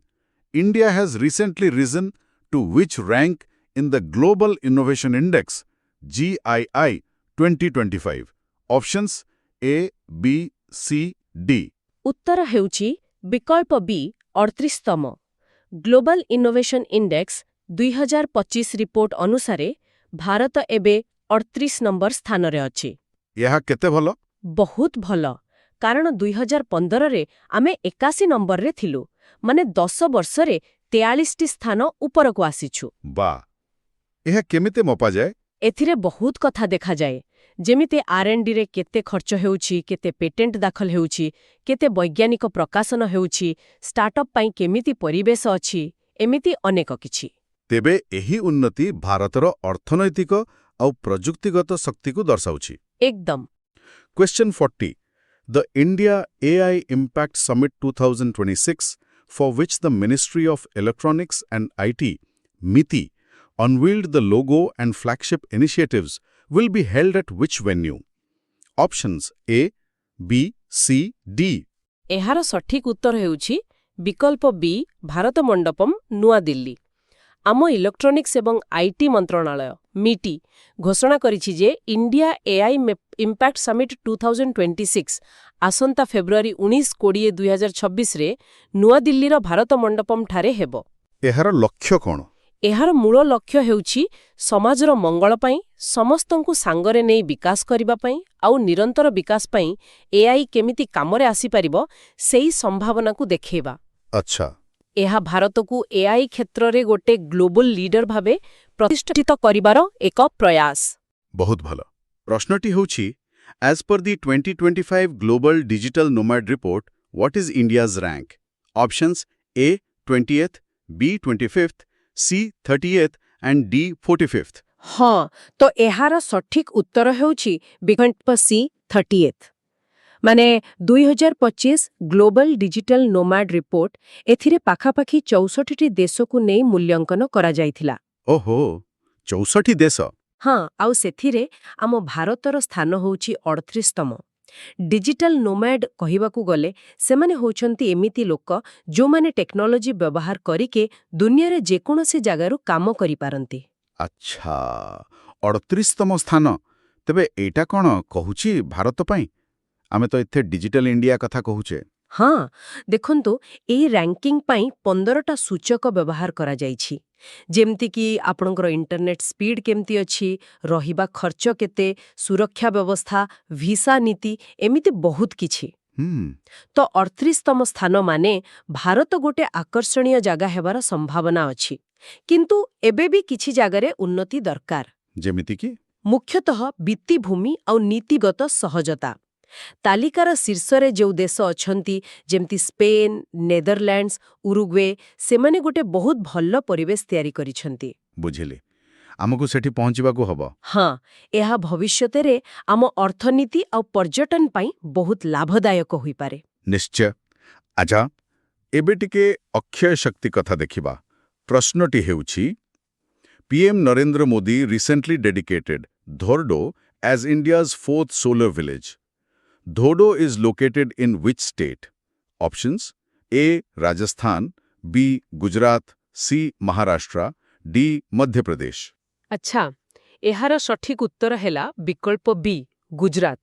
ପ୍ରଧାନମନ୍ତ୍ରୀ ନିକଟରେ ଗୁଜରାଟର କଚ୍ଛ ଜିଲ୍ଲାରେ ଅଛି ଧୋର୍ଡୋ ଗାଁ। ତାକୁ ଦେଶର ଚତୁର୍ଥ ସମ୍ପୂର୍ଣ୍ଣ ସୌରଶକ୍ତି ଚାଳିତ ଗ୍ରାମ ବୋଲି ଘୋଷଣା କରିଛନ୍ତି। ଓହୋ, ଧୋର୍ଡୋ। ହଁ, ଏଟା ଭାବନଗରରେ ଗୋଟେ କାର୍ଯ୍ୟକ୍ରମ ଥିଲା, ସମୁଦ୍ର ସେ ସମୃଦ୍ଧି, ସେଇଠି ଘୋଷଣା ହେଲା। ଆଚ୍ଛା, ଏବେ ଟିକେ ଭାରତୀୟ ନୌସେନା ଆଉ ଆନ୍ତର୍ଜାତୀୟ ସହଯୋଗ ଆଡ଼କୁ ଯିବା। Question, Indian Navy's first training squadron recently arrived at which island? Options A, Maldives, B, Reunion Island, C, Sri Lanka, D, Andaman and Nicobar. ଏହାର ସଠିକ୍ ବିକଳ୍ପ ହେଉଛି ବି, ରିୟୁନିୟନ ଆଇଲ୍ୟାଣ୍ଡ, ଆମ ଭାରତୀୟ ନୌସେନାର ପ୍ରଥମ ପ୍ରଶିକ୍ଷଣ ସ୍କ୍ୱାଡ୍ରନ୍। ସେଥିରେ INS ତୀର ଥିଲା ଆଉ ଭାରତୀୟ ତଟରକ୍ଷା ବାହିନୀର ଜାହାଜ ICGS ସାରଥୀ ବି ଥିଲା। ଆଚ୍ଛା। ହଁ, ସେମାନେ ତାଙ୍କର ଲଙ୍ଗ୍ ରେଞ୍ଜ ଟ୍ରେନିଂ ପାଇଁ ଯାଇଥିଲେ ଆଉ ସେଇ ସମୟରେ ରିୟୁନିୟନ ଦ୍ୱୀପରେ ପହଞ୍ଚିଥିଲେ। ରିୟୁନିୟନ ଦ୍ୱୀପ, ଏଟା ତ ମୋର ଯେତେଦୂର ମନେ ଅଛି ଫ୍ରାନ୍ସର ଅଧୀନରେ, ହିନ୍ଦୁ ମହାସାଗରରେ ନା? ଏକଦମ ଠିକ୍ କହିଲେ। ଏଇଟା ଫ୍ରାନ୍ସର ଏକ ଓଭରସିଜ୍ ଡିପାର୍ଟମେଣ୍ଟ, ମାନେ ଫ୍ରାନ୍ସର ଅଂଶ, କିନ୍ତୁ ଭୌଗୋଳିକ ଭାବେ ଦୂରରେ। ତେବେ ଏହି ଗସ୍ତର ମହତ୍ତ୍ୱ କ'ଣ? ଦେଖନ୍ତୁ, ସେଠାରେ ଫ୍ରାନ୍ସର ନୌସେନା ଜାହାଜ ଅଛି FS ନିଭୋସ୍। ତା ସହିତ ଆମ ଜାହାଜ ଗୋଟେ ପାସେକ୍ସ ଅଭ୍ୟାସ, ଯାହାକୁ PASX କହନ୍ତି, ସେଇଟା କଲେ। ଓହୋ, ମିଳିତ ଅଭ୍ୟାସ। ପ୍ରଶ୍ନ ରହିଛି, India announced how many e-scholarships for Afghan students for the academic year 2025-26? Options A, 500, B 750, C 1000, D 1200। ଏହାର ଉତ୍ତର ହେଉଛି ବିକଳ୍ପ ସି, ହଜାରେ। ଭାରତ ସରକାର ICCR ମାଧ୍ୟମରେ ମାନେ Indian council for cultural relations ହଁ, ICCR। ହଁ, ତାଙ୍କ ମାଧ୍ୟମରେ ଆଫଗାନ ନାଗରିକଙ୍କ ପାଇଁ 2025-26 ଶିକ୍ଷାବର୍ଷରେ 1000ଟି ଅନଲାଇନ୍ ସ୍କଲାରସିପ୍ ଦେବାକୁ ଘୋଷଣା କରିଛନ୍ତି। 1000 ସ୍କଲାରସିପ୍। ଏବେ ଆସନ୍ତୁ ଟିକେ ସାଂସ୍କୃତିକ ଆଉ ଧାର୍ମିକ ସମ୍ପର୍କ ବିଷୟରେ ଦେଖିବା। The Royal Bhutan Buddhist Temple was recently inaugurated at which place in Bihar? Options: A. Bodh Gaya, B. Nalanda, C. Rajgir, D. Patna। ଏହାର ସଠିକ ଉତ୍ତର ହେଲା C, Rajgir.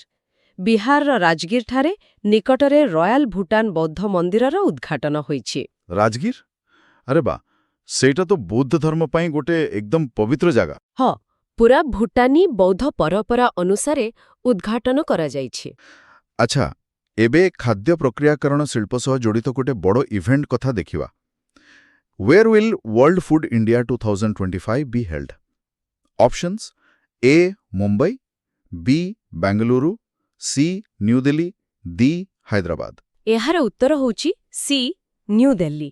World food India 2025 ଏଟା ସେପ୍ଟେମ୍ବର 25ରୁ 28 ଭିତରେ ନୂଆଦିଲ୍ଲୀର ପ୍ରଗତି ମୈଦାନରେ ଯେଉଁ ଭାରତ ମଣ୍ଡପମ ଅଛି ସେଠି ହବ। ୱାର୍ଲ୍ଡ ଫୁଡ୍ ଇଣ୍ଡିଆ ନାଁରୁ ତ ଲାଗୁଛି ବହୁତ ବଡ଼ ଆୟୋଜନ ହେବ। ଏହାର ମୁଖ୍ୟ ଉଦ୍ଦେଶ୍ୟ କ'ଣ? ହଁ, ଏଇଟା ଭାରତର ଖାଦ୍ୟ ପ୍ରକ୍ରିୟାକରଣ କ୍ଷେତ୍ର ପାଇଁ ଗୋଟିଏ ମୁଖ୍ୟ ଆନ୍ତର୍ଜାତୀୟ ମଞ୍ଚ। ଆଉ ଏହାର ଉଦ୍ଘାଟନ ପ୍ରଧାନମନ୍ତ୍ରୀ ନିଜେ କରିବେ। ଓହୋ। ଏହାର ଲକ୍ଷ୍ୟ ହେଉଛି ମାନେ ଭାରତକୁ ବିଶ୍ୱର ଫୁଡ୍ ବାସ୍କେଟ୍ ବା ଖାଦ୍ୟ ଟୋକେଇ ଭାବେ ପ୍ରତିଷ୍ଠିତ କରିବା। ଏବେ ଟିକେ ଟେକ୍ନୋଲୋଜି ଆଉ ଆତ୍ମନିର୍ଭର ଭାରତ ଆଡ଼କୁ ଯିବା। Writs question: union minister Dharmendra Pradhan recently endorsed which Made in India messaging app?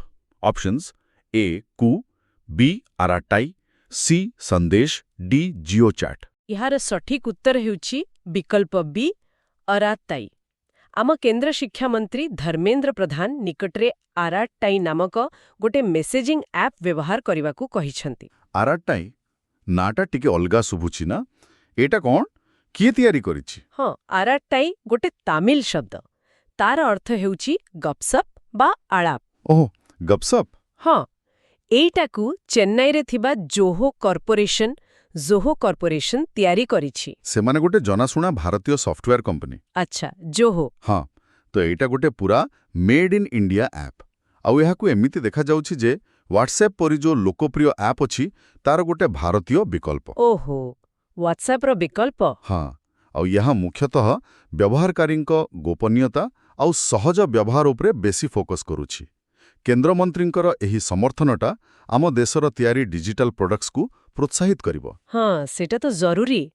ଆତ୍ମନିର୍ଭରଶୀଳ ହେବାର ଗୋଟେ ଅଂଶ। ଏକଦମ ଠିକ୍। ଘରୋଇ ଟେକ୍ନୋଲୋଜିକୁ ପ୍ରୋତ୍ସାହନ ମିଳିବା ଦରକାର।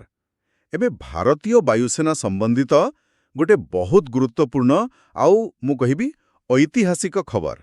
Writs question: The Indian Air Force has recently retired its last two MiG-21 squadrons. What are their names? Options: ଏହାର ସଠିକ ଉତ୍ତର ହେଉଛି C, No 23 Panthers and No 3 Cobras। ଆମ ଭାରତୀୟ ବାୟୁସେନା ମାନେ IAF ନିକଟରେ ଆନୁଷ୍ଠାନିକ ଭାବରେ ତାର ଶେଷ ଦୁଇଟା MiG-21 ସ୍କ୍ୱାଡ୍ରନ୍ ନମ୍ବର 23 Panthers ଆଉ ନମ୍ବର 3 Cobrasକୁ ସେବାରୁ ଅବସର ଦେଇଛି। MiG-21 MiG-21 ଯାହାକି ସୋଭିଏତ ସଂଘରୁ ଆସିଥିଲା, 1963 ମସିହାରୁ ଆମ ବାୟୁସେନାରେ ଥିଲା। ବହୁତ ପୁରୁଣା। ହଁ, ଏହା ବିଶ୍ୱର ପ୍ରଥମ ସୁପରସୋନିକ୍ ଜେଟ୍ ଫାଇଟରମାନଙ୍କ ଭିତରୁ ଗୋଟେ ଥିଲା। ତାର ସେଇ ତ୍ରିକୋଣୀୟ ଡେଣା ବା ଡେଲ୍ଟା ୱିଙ୍ଗ ଡିଜାଇନ ପାଇଁ ବହୁତ ଜଣାଶୁଣା। ହଁ, ତାର ଚେହେରାଟା ଏକଦମ ଅଲଗା। ଏକଦମ। ଆଉ 1971 ଯୁଦ୍ଧ ସମେତ ବହୁତ ଗୁରୁତ୍ୱପୂର୍ଣ୍ଣ ଅପରେସନ୍ସରେ ଏହାର ଭୂମିକା ରହିଛି। Read question: India's first Dugong Conservation Reserve, recognized as a global model by IUCN Congress 2025, is located in which state? Options: A. Kerala, B. Tamil Nadu, C. Gujarat, D. Odisha। ଏହାର ସଠିକ ଉତ୍ତର ହେଉଛି ବିକଳ୍ପ ବି, ତାମିଲନାଡୁ। IUCN ମାନେ ଆନ୍ତର୍ଜାତିକ ପ୍ରକୃତି ସଂରକ୍ଷଣ ସଂଘ। ହଁ ଆୟୁସିଏନ୍। ତାଙ୍କର ବିଶ୍ୱାସ ସଂରକ୍ଷଣ କଂଗ୍ରେସ 2025ରେ ତାମିଲନାଡୁର ପାକ୍ ବେରେ ଯେଉଁ ଭାରତର ପ୍ରଥମ ଡୁଗଙ୍ଗ ସଂରକ୍ଷଣ ରିଜର୍ଭ ଅଛି ତାକୁ ଗୋଟେ ଆଗୁଆ ବୈଶ୍ୱିକ ମଡେଲ ଭାବେ ସ୍ୱୀକୃତି ମିଳିଛି। ଡୁଗଙ୍ଗ ସଂରକ୍ଷଣ ରିଜର୍ଭକୁ ବୈଶ୍ୱିକ ମଡେଲ, ଏଇଟା ତ ଭାରତ ପାଇଁ ବହୁତ ବଡ଼ ଗର୍ବର କଥା। ତେବେ ଏହି ଥିଲା ଆଜିର କିଛି ବଛା ବଛା ଜାତୀୟ ଖବର ଉପରେ ଆମର ଆଲୋଚନା। ସେପ୍ଟେମ୍ବର 2025ର କିଛି ବଛା ବଛା ରାଜ୍ୟସ୍ତରୀୟ ଘଟଣାବଳୀ ଉପରେ ନଜର ପକାଇବା। ଆରମ୍ଭ କରିବା। ନିଶ୍ଚୟ। ଆଚ୍ଛା, ଆମର ପ୍ରଥମ ପ୍ରଶ୍ନ number 50। The stage has been set for raising the height of the Almaty Dam, which is located in which state? Options ହେଲା ମହାରାଷ୍ଟ୍ର, କର୍ଣ୍ଣାଟକା, ତେଲେଙ୍ଗାନା and ଆନ୍ଧ୍ର ପ୍ରଦେଶ। ଆଉ ସଠିକ ଉତ୍ତର ହେଉଛି ବି କର୍ଣ୍ଣାଟକା। ହଁ, କଥାଟା ହେଉଛି ନିକଟରେ କର୍ଣ୍ଣାଟକ ସରକାରଙ୍କ କ୍ୟାବିନେଟ୍ ଏକ ଗୁରୁତ୍ୱପୂର୍ଣ୍ଣ ନିଷ୍ପତ୍ତି ନେଇଛନ୍ତି। କ'ଣ ସେ ନିଷ୍ପତ୍ତି? ସେମାନେ ଆଲମାଟି ଡ୍ୟାମ୍ର ଉଚ୍ଚତା ବଢ଼ାଇବା ପାଇଁ ଜମି ଅଧିଗ୍ରହଣକୁ ମଞ୍ଜୁରି ଦେଇଛନ୍ତି। ମାନେ 519.6 ମିଟରରୁ ବଢ଼ି 524.256 ମିଟର ହେବ। ଓହୋ, ଆଚ୍ଛା। ହଁ, ଆଉ ଏଇଟା ଉପର କୃଷ୍ଣ ପ୍ରକଳ୍ପ ବା ଅପର କୃଷ୍ଣ ପ୍ରୋଜେକ୍ଟ ତାର ତୃତୀୟ ପର୍ଯ୍ୟାୟ କାମକୁ ଆଗକୁ ନେବ। ବୁଝିଲି। ତାହେଲେ କର୍ଣ୍ଣାଟକର ଜଳସେଚନ ପାଇଁ ଏହା ଏକ ଭଲ ଖବର।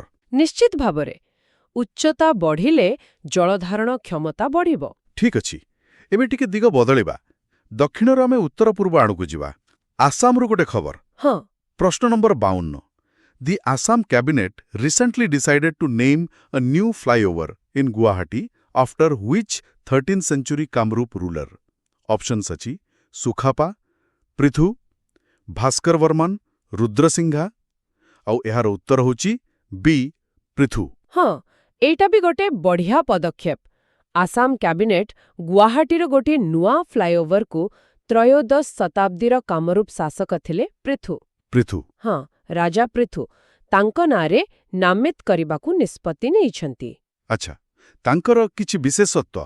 ତାଙ୍କ ମୁଖ୍ୟତଃ ସେ ବକ୍ତିୟାର ଖିଲଜୀଙ୍କ ଆକ୍ରମଣକୁ ରୋକିଥିଲେ, ସେଥିପାଇଁ ତାଙ୍କୁ ମନେ ପକାଯାଏ। ବହୁତ ସାହସୀ ଥିଲେ। ବାଃ, ଏହାଦ୍ୱାରା ଲୋକେ ନିଜର ଇତିହାସ ବିଷୟରେ ଜାଣିବେ। ଏକଦମ ଠିକ୍। ଇତିହାସକୁ ସମ୍ମାନ ଦେବା କଥା। ହଉ, ଏବେ ଆସନ୍ତୁ ପରିବେଶ ସଂରକ୍ଷଣ ଉପରକୁ। ପ୍ରଶ୍ନ ନମ୍ବର 53। ହଁ। Recently, the first artificial incubation of Asian giant tortoises was successfully carried out in which Indian state? Options Assam, Manipur, Nagaland, Arunachal Pradesh. ସଠିକ ଉତ୍ତର ହେଉଛି ବି ମଣିପୁର। ଏଇଟା ବହୁତ ବଡ଼ ଖବର ଜାଣିଛନ୍ତି। ଭାରତରେ ପ୍ରଥମ ଥର ପାଇଁ କ'ଣ ହେଇଛି? ଏ ଯୋଉ ଏସିଆ ବିଶାଳ କଇଁଛ ଅଛି, ଏସିଆନ୍ ଜାଇଣ୍ଟ ଟର୍ଟଏସ୍, ସେମାନେ ତ ସଙ୍କଟାପନ୍ନ ପ୍ରଜାତି। ହଁ, ଏଣ୍ଡେଞ୍ଜର୍ଡ। ହଁ, ତ ସେମାନଙ୍କ ଅଣ୍ଡାର ସଫଳ କୃତ୍ରିମ ଉଷ୍ମାୟନ ମାନେ ଆର୍ଟିଫିସିଆଲ ଇନକ୍ୟୁବେସନ୍ କରାଯାଇଛି ମଣିପୁରରେ। ସତରେ? ଏହା କେମିତି ସାହାଯ୍ୟ କରିବ? ଦେଖନ୍ତୁ, ପ୍ରାକୃତିକ ପରିବେଶରେ ଅଣ୍ଡାର ଛୁଆ ବାହାରିବା ହାର କମ୍ ଥାଏ। ବହୁତ କାରଣରୁ ନଷ୍ଟ ହେଇଯାଏ। ହଁ, ଠିକ୍। କିନ୍ତୁ ଏଇ କୃତ୍ରିମ ଉପାୟରେ ଗୋଟେ ନିୟନ୍ତ୍ରିତ ପରିବେଶରେ ଅଣ୍ଡା ରଖିଲେ ଛୁଆ ଫୁଟିବାର ସମ୍ଭାବନା ବହୁତ ବଢ଼ିଯାଏ। ବୁଝିଲି। ବହୁତ ଭଲ ପଦକ୍ଷେପ। ଏବେ ପୁଣି ଫେରିବା ଆସାମକୁ। ଏଥର ଗୋଟେ ସାଂସ୍କୃତିକ ଖବର। ଆଚ୍ଛା। ପ୍ରଶ୍ନ 54। Assam is likely to get which 16th century textile from the British Museum in London for exhibition in 2027? Options ଦେଖନ୍ତୁ ପୋଚାମ୍ପଲ୍ଲୀ ଏକାତ, ବୃନ୍ଦାବନୀ ବସ୍ତ୍ର, ବଲୁଚେରୀ ଶାଢ଼ୀ, କଲମକାରୀ କ୍ଲଥ୍। ଆଉ ଉତ୍ତର ହେଉଛି ବି ବୃନ୍ଦାବନୀ ବସ୍ତ୍ର। ବାଃ, ଏଇଟା ତ ବହୁତ ବଡ଼ କଥା। ଲଣ୍ଡନର ବ୍ରିଟିଶ ମ୍ୟୁଜିୟମ୍। ହଁ। ସେମାନେ 16ଶ ଶତାବ୍ଦୀର ଗୋଟେ ବହୁତ ମୂଲ୍ୟବାନ ବସ୍ତ୍ର ଅଛି, ବୃନ୍ଦାବନୀ ବସ୍ତ୍ର, ସେଟାକୁ 2027ରେ ଆସାମକୁ ପ୍ରଦର୍ଶନୀ ପାଇଁ ଦେବାକୁ ରାଜି ହେଇଛନ୍ତି, ମାନେ ଋଣ ସୂତ୍ରରେ। ବୃନ୍ଦାବନୀ ବସ୍ତ୍ର, ଏହାର କ'ଣ ବିଶେଷତ୍ୱ? ଏଇଟା ଶୁଣାଯାଏ ଯେ ମହାପୁରୁଷ ଶଙ୍କରଦେବଙ୍କ ତତ୍ତ୍ୱାବଧାନରେ ବୁଣା ହେଇଥିଲା। ଆଉ ଏଥିରେ କୃଷ୍ଣଙ୍କ ବୃନ୍ଦାବନ ଲୀଳାର ଚିତ୍ର ସବୁ ଅଛି। ଆରେ ବାଃ, ଶହ ଶହ ବର୍ଷ ପରେ ନିଜ ମାଟିକୁ ଫେରିବ। ହଁ, କିଛି ସମୟ ପାଇଁ ହେଲେ ବି ଏହାଦ୍ୱାରା ଆସାମର ବୟନ ପରମ୍ପରା ବିଷୟରେ ଲୋକେ ଆହୁରି ଜାଣିବେ। ନିଶ୍ଚୟ। ଠିକ୍ ଅଛି। ଏବେ ଆସନ୍ତୁ ଶିଳ୍ପ ଆଡ଼କୁ। ପ୍ରଶ୍ନ number 55। India's first manufacturing plant for tempered glass set up by Optimus Infracom Limited is located in which state? Options Gujarat, Maharashtra, Uttar Pradesh, Karnataka. Correct answer C. Uttar Pradesh. ଏଇଟା ଆମ ମେକ୍ ଇନ୍ ଇଣ୍ଡିଆ ପାଇଁ ବହୁତ ଭଲ ଖବର। Optimus ଇନଫ୍ରାକମ୍ limited ବୋଲି ଗୋଟେ company, ହଁ, ସେମାନେ ଭାରତର ପ୍ରଥମ ଟେମ୍ପର୍ଡ ଗ୍ଲାସ୍ ତିଆରି କାରଖାନା ଖୋଲିଛନ୍ତି ଉତ୍ତର ପ୍ରଦେଶର ନୋଏଡାରେ। ଟେମ୍ପର୍ଡ ଗ୍ଲାସ୍ ମାନେ ମୋବାଇଲ ସ୍କ୍ରିନ୍ ପାଇଁ? ହଁ, ମୁଖ୍ୟତଃ ସେୟା ମୋବାଇଲ ଫୋନ୍ ଆଉ ଅନ୍ୟ ଇଲେକ୍ଟ୍ରୋନିକ୍ସ ଜିନିଷ ପାଇଁ ଯୋଉ ସ୍କ୍ରିନ୍ ପ୍ରୋଟେକ୍ଟର ଲାଗେ। ଆଚ୍ଛା, ଏଥିରେ ପ୍ରଥମ କାହିଁକି? ଏହାର ଗୁରୁତ୍ୱ କ'ଣ? ଗୁରୁତ୍ୱପୂର୍ଣ୍ଣ କାରଣ ଆମେ ଏଯାଏଁ ଏ ଜିନିଷ ପାଇଁ ବାହାରୁ ଆମଦାନୀ କରୁଥିଲେ, ବେଶିକରି ଚୀନରୁ। ଓହୋ। ଏବେ ଏ କାରଖାନା ହେଲା ପରେ ସେ ନିର୍ଭରଶୀଳତା କମିବ, ଘରୋଇ ଉତ୍ପାଦନ ବଢ଼ିବ। ତାହେଲେ ଏହା ଆତ୍ମନିର୍ଭରତା ଦିଗରେ ଗୋଟେ ପାଦ। ବିଲକୁଲ। ହଉ, ପ୍ରଶ୍ନ 56। Recently, which state's legislative assembly passed a bill ensuring 42% reservation for backward classes (BCs) in local body polls? Options ହେଲା କର୍ଣ୍ଣାଟକ, ଆନ୍ଧ୍ରପ୍ରଦେଶ, ତେଲଙ୍ଗାନା, ତାମିଲନାଡୁ। ଆଉ ଉତ୍ତର ହେଉଛି ସି, ତେଲଙ୍ଗାନା। ହଁ, ତେଲଙ୍ଗାନା ବିଧାନସଭା ଏକ ଗୁରୁତ୍ୱପୂର୍ଣ୍ଣ ବିଲ୍ ପାସ୍ କରିଛି, ଯେଉଁଥିରେ ସ୍ଥାନୀୟ ନିକାୟ ନିର୍ବାଚନରେ ମାନେ ପଞ୍ଚାୟତ, ମ୍ୟୁନିସିପାଲିଟି। ହଁ, ସେସବୁରେ ପଛୁଆ ବର୍ଗ ବା ବିସିଜ୍ମାନଙ୍କ ପାଇଁ 42% ସଂରକ୍ଷଣ ରହିବ। 42%? କିନ୍ତୁ ସୁପ୍ରିମକୋର୍ଟଙ୍କର ତ 50% ସୀମା ଅଛି ନା? ହଁ, ସେଇଟା ତ ଅଛି। ଏହି ବିଲ୍ ସେହି 50% ସୀମାକୁ ପାର କରୁଛି। ତାହେଲେ ଏହା ପଛରେ କାରଣ କ'ଣ? ସରକାରଙ୍କ କହିବା କଥା ହେଲା ପଛୁଆ ବର୍ଗଙ୍କର ପ୍ରତିନିଧିତ୍ୱ ବଢ଼ାଇବା ଦରକାର। ଆଚ୍ଛା, କ'ଣ? ପ୍ରଶ୍ନ 57. Which state government announced plans to celebrate the Batucama festival on the lines of Brazil's Rio Carnival? Options: Andhra Pradesh, Telangana, Karnataka, Tamil Nadu. Correct answer: B, Telangana. ହଁ, ବାଥୁକମ୍ମା ଏଇଟା ତ ତେଲେଙ୍ଗାନାର ବହୁତ ବଡ଼ ପର୍ବ। ବିଶେଷ କରି ମହିଳାମାନେ ପାଳନ୍ତି ଫୁଲରେ ସଜେଇକି। ହଁ, ଶୁଣିଛି। ତେବେ ରିଓ କାର୍ନିଭାଲ ଭଳି ପାଳିବେ ମାନେ ସରକାର ଚାହୁଁଛନ୍ତି ଏହାକୁ ଆହୁରି ବଡ଼ ଆକାରରେ, ଆହୁରି ଆଡମ୍ବରରେ ପାଳନ କରିବାକୁ, ପୁରା ବିଶ୍ୱସ୍ତରରେ ଏହାର ପରିଚୟ ସୃଷ୍ଟି କରିବାକୁ। ଓହୋ। ଏମିତିକି ଗୋଟିଏ ସ୍ଥାନରେ ସବୁଠୁ ବେଶୀ ମହିଳା ଏକାଠି ହୋଇ ବାଥୁକମା କରି ଗିନିଜ୍ ୱାର୍ଲ୍ଡ ରେକର୍ଡ କରିବାକୁ ବି ଯୋଜନା ଅଛି। ବାଃ, ଏଇଟା ତ ବହୁତ ଆକର୍ଷଣୀୟ ହେବ। ପର୍ଯ୍ୟଟନ ବି ବଢ଼ିବ। ହଁ, ସେଇଆ ତ ଲକ୍ଷ୍ୟ। ହାଉ, ଏବେ ଆସନ୍ତୁ ଉତ୍ତରପ୍ରଦେଶ। ସେଠି ଗୋଟେ ଅଭିନବ ପାର୍କ ଖୋଲୁଛି। ପ୍ରଶ୍ନ 58. କି park?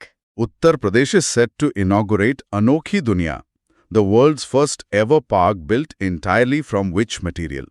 Options: plastic waste, ceramic waste, metal scrap. ଆଉ ଉତ୍ତର ହେଉଛି B, ceramic waste. ଅନୋଖି ଦୁନିଆ, ବାସ୍ତବିକ ଅନୋଖା। ଏଇଟା ଉତ୍ତର ପ୍ରଦେଶର ଖୁର୍ଜା ସହରରେ ହେଉଛି। ଖୁର୍ଜା, ସେଇଟା ତ ସେରାମିକ୍ ପାଇଁ ପ୍ରସିଦ୍ଧ। ଏକଦମ। ଆଉ ଏଇ ପାର୍କର ବିଶେଷତ୍ୱ ହେଉଛି ଏହା ପୁରାପୁରି ସିରାମିକ୍ ବର୍ଜ୍ୟବସ୍ତୁରୁ ତିଆରି, ଭଙ୍ଗା ଟାଇଲ୍ସ, ପ୍ଲେଟ୍, କପ୍ ଏସବୁରୁ। ଆରେ ବା, ୱେଷ୍ଟ ଟୁ ୱେଲ୍ଥ। ହଁ, ସିରାମିକ୍ ଶିଳ୍ପରୁ ବାହାରୁଥିବା ବର୍ଜ୍ୟକୁ ଏଠି ସୁନ୍ଦର ଭାବେ ବ୍ୟବହାର କରାଯାଇଛି। ଏହା ବିଶ୍ୱର ପ୍ରଥମ ଏଭଳି ପାର୍କ। କେବେ ଖୋଲିବ? ଏଇ ସେପ୍ଟେମ୍ବର 2025 ଶେଷ ସୁଦ୍ଧା ଖୋଲିବାର ଅଛି। ବହୁତ ଭଲ କଥା, ପରିବେଶ ପାଇଁ ବି ଭଲ। ଏବେ ଚାଲନ୍ତୁ ଆନ୍ଧ୍ରପ୍ରଦେଶ। ସେଠାର ଐତିହ୍ୟସ୍ଥଳୀ ବିଷୟରେ ଖବର ଅଛି। ପ୍ରଶ୍ନ 59. କୁହନ୍ତୁ। Which two sites from Andhra Pradesh have recently been included in the UNESCO tentative list of World Natural Heritage Sites? Options: Nalammala Hills and Pulicat Lake, Erramatti Dibalu Red Sand Dunes and Tirumala Hills, Araku Valley and Papikonda Hills, Kolleru Lake and Horsley Hills. The correct answer is B, Erramatti Dibalu, Red Sand Dunes and Tirumala Hills. ଏଇଟା ଆନ୍ଧ୍ର ପାଇଁ ବଡ଼ ଖବର। ଦୁଇଟା ଜାଗା, ଗୋଟେ ହେଲା ଏରାମାଟି ଡିବାଲୁ, ମାନେ ଲାଲ ବାଲି ସ୍ତୂପ, ବିଶାଖାପାଟଣା ପାଖରେ। ହଁ ସେଇଟା। ଆଉ ଅନ୍ୟଟି ହେଲା ତିରୁମାଲା ପାହାଡ଼।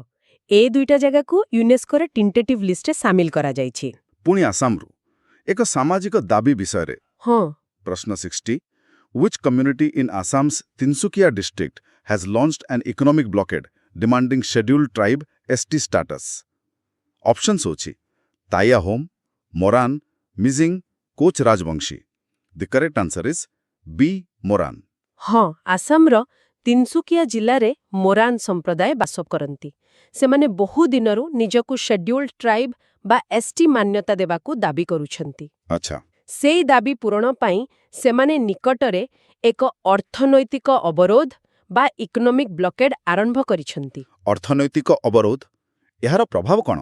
ଦେଖନ୍ତୁ, ସେମାନେ ଯେଉଁ ଅଞ୍ଚଳରେ ଅଛନ୍ତି ସେଠି ତେଲ, କୋଇଲା, ଚା ବହୁତ ହୁଏ। ତେଣୁ ଏହି ଅବରୋଧ ଯୋଗୁଁ ଏସବୁ ଜିନିଷର ପରିବହନ ବାଧା ପାଉଛି। ଓହୋ, ତାହେଲେ ଅର୍ଥନୀତି ଉପରେ ପ୍ରଭାବ ପଡୁଥିବ। ନିଶ୍ଚୟ। ମୋରାନ୍ ସମେତ ଆସାମର ଆହୁରି କିଛି ସମ୍ପ୍ରଦାୟ ବି ଏହି ଏସ୍ଟି ମାନ୍ୟତା ଦାବି କରୁଛନ୍ତି। ସେମାନେ ଭାବୁଛନ୍ତି ଏହାଦ୍ୱାରା ସେମାନଙ୍କୁ ଅଧିକ ସୁଯୋଗ ମିଳିବ। ବୁଝିଲେ, ଏଇଟା ଗୋଟେ ଜଟିଳ ପ୍ରସଙ୍ଗ। ହଁ, ଏହାର ସମାଧାନ ଏବେ ବି ବାକି। ଧନ୍ୟବାଦ। ଆଜି ଆମେ କିଛି ଗୁରୁତ୍ୱପୂର୍ଣ୍ଣ ନିକଟ ଅତୀତରେ ହୋଇଥିବା କିଛି ନିଯୁକ୍ତି ଉପରେ ନଜର ପକାଇବା, ବିଶେଷ କରି ସେଗୁଡ଼ିକ ଯାହା ପ୍ରତିଯୋଗିତାମୂଳକ ପରୀକ୍ଷା ପାଇଁ ବେଶ୍ କାମରେ ଆସିବ। ତେବେ ଚାଲନ୍ତୁ ଆରମ୍ଭ କରିବା। ପ୍ରଥମେ ଦେଶର ଗୋଟେ ପ୍ରମୁଖ ସାମ୍ବିଧାନିକ ପଦବୀ। ପ୍ରଶ୍ନଟି ହେଉଛି, who has been elected as the 15th vice president of India? ବିକଳ୍ପଗୁଡ଼ିକ ହେଲା A. Venkaiah Naidu, B. Jagdeep Dhankhar, C. C P Radhakrishnan, D. G. Kishan Reddy. ତେବେ ସଠିକ୍ ଉତ୍ତର କ'ଣ? ଆଉ କିଛି ବିଶେଷ କଥା? ହଁ, ଦେଖନ୍ତୁ, ଏହାର ସଠିକ୍ ଉତ୍ତର ହେଉଛି ସି. ସିପି ରାଧାକୃଷ୍ଣନ। ସେ ଜଣେ ବରିଷ୍ଠ ବିଜେପି ନେତା ଆଉ ଭାରତର 15ତମ ଉପରାଷ୍ଟ୍ରପତି ଭାବେ ନିର୍ବାଚିତ ହେଲେ। ଆପଣ ଜାଣିଥିବେ, ପୂର୍ବରୁ ଜଗଦୀପ ଧନଖର ଥିଲେ। ସେ ସ୍ୱାସ୍ଥ୍ୟଗତ କାରଣ ଦେଖାଇ ଇସ୍ତଫା ଦେଲେ, ତାଙ୍କ ସ୍ଥାନରେ ଏ ଆସିଲେ। ଆଉ ଗୋଟେ କଥା, ସେ ହେଉଛନ୍ତି ତୃତୀୟ ତାମିଲନାଡୁ ନେତା ଯିଏ ଏହି ପଦବୀରେ ପହଞ୍ଚିଲେ। ଓହୋ, ଆଚ୍ଛା, ଏଇଟା ଗୋଟେ ମନେ ରଖିବା ଭଳି ତଥ୍ୟ। ଆଉ ଉପରାଷ୍ଟ୍ରପତିଙ୍କ କାର୍ଯ୍ୟାଳୟ ପାଇଁ ଜଣେ ସଚିବ ବି ତ ନିଯୁକ୍ତ ହୁଅନ୍ତି। ସେ ବିଷୟରେ ପ୍ରଶ୍ନ ହେଲା, who has been appointed as the secretary to vice president of India C P Radhakrishnan? Option A. Rajiv Gauba, B. Amit Khare, C. T V Somanathan, D. Ajay Bhushan Pandey. ଏଠି ସଠିକ୍ ଉତ୍ତର ହେବ ବି. ଅମିତ ଖାରେ। ଶ୍ରୀ ଖାରେ ଜଣେ ଅବସରପ୍ରାପ୍ତ ଆଇଏଏସ୍ ଅଧିକାରୀ, ବହୁତ ଅଭିଜ୍ଞ। ତାଙ୍କୁ 3 ବର୍ଷ ପାଇଁ ଏହି ଦାୟିତ୍ୱ ଦିଆଯାଇଛି। ଆଉ ଗୋଟେ ଗୁରୁତ୍ୱପୂର୍ଣ୍ଣ କଥା ହେଲା, ସେ ଭାରତର ଯୋଉ ନୂଆ ଜାତୀୟ ଶିକ୍ଷାନୀତି NEP 2020 ତା ପ୍ରସ୍ତୁତିରେ ବହୁତ ବଡ଼ ଭୂମିକା ନେଇଥିଲେ। ଆଚ୍ଛା, ତେବେ ତାଙ୍କ ଅଭିଜ୍ଞତା ନିଶ୍ଚୟ କାମରେ ଆସିବ। ଏବେ ଆସନ୍ତୁ ସୁରକ୍ଷା କ୍ଷେତ୍ରକୁ। ଚିଫ୍ ଅଫ୍ ଡିଫେନ୍ସ ଷ୍ଟାଫ୍ ବା CDS ପଦବୀକୁ ନେଇ ପ୍ରଶ୍ନ।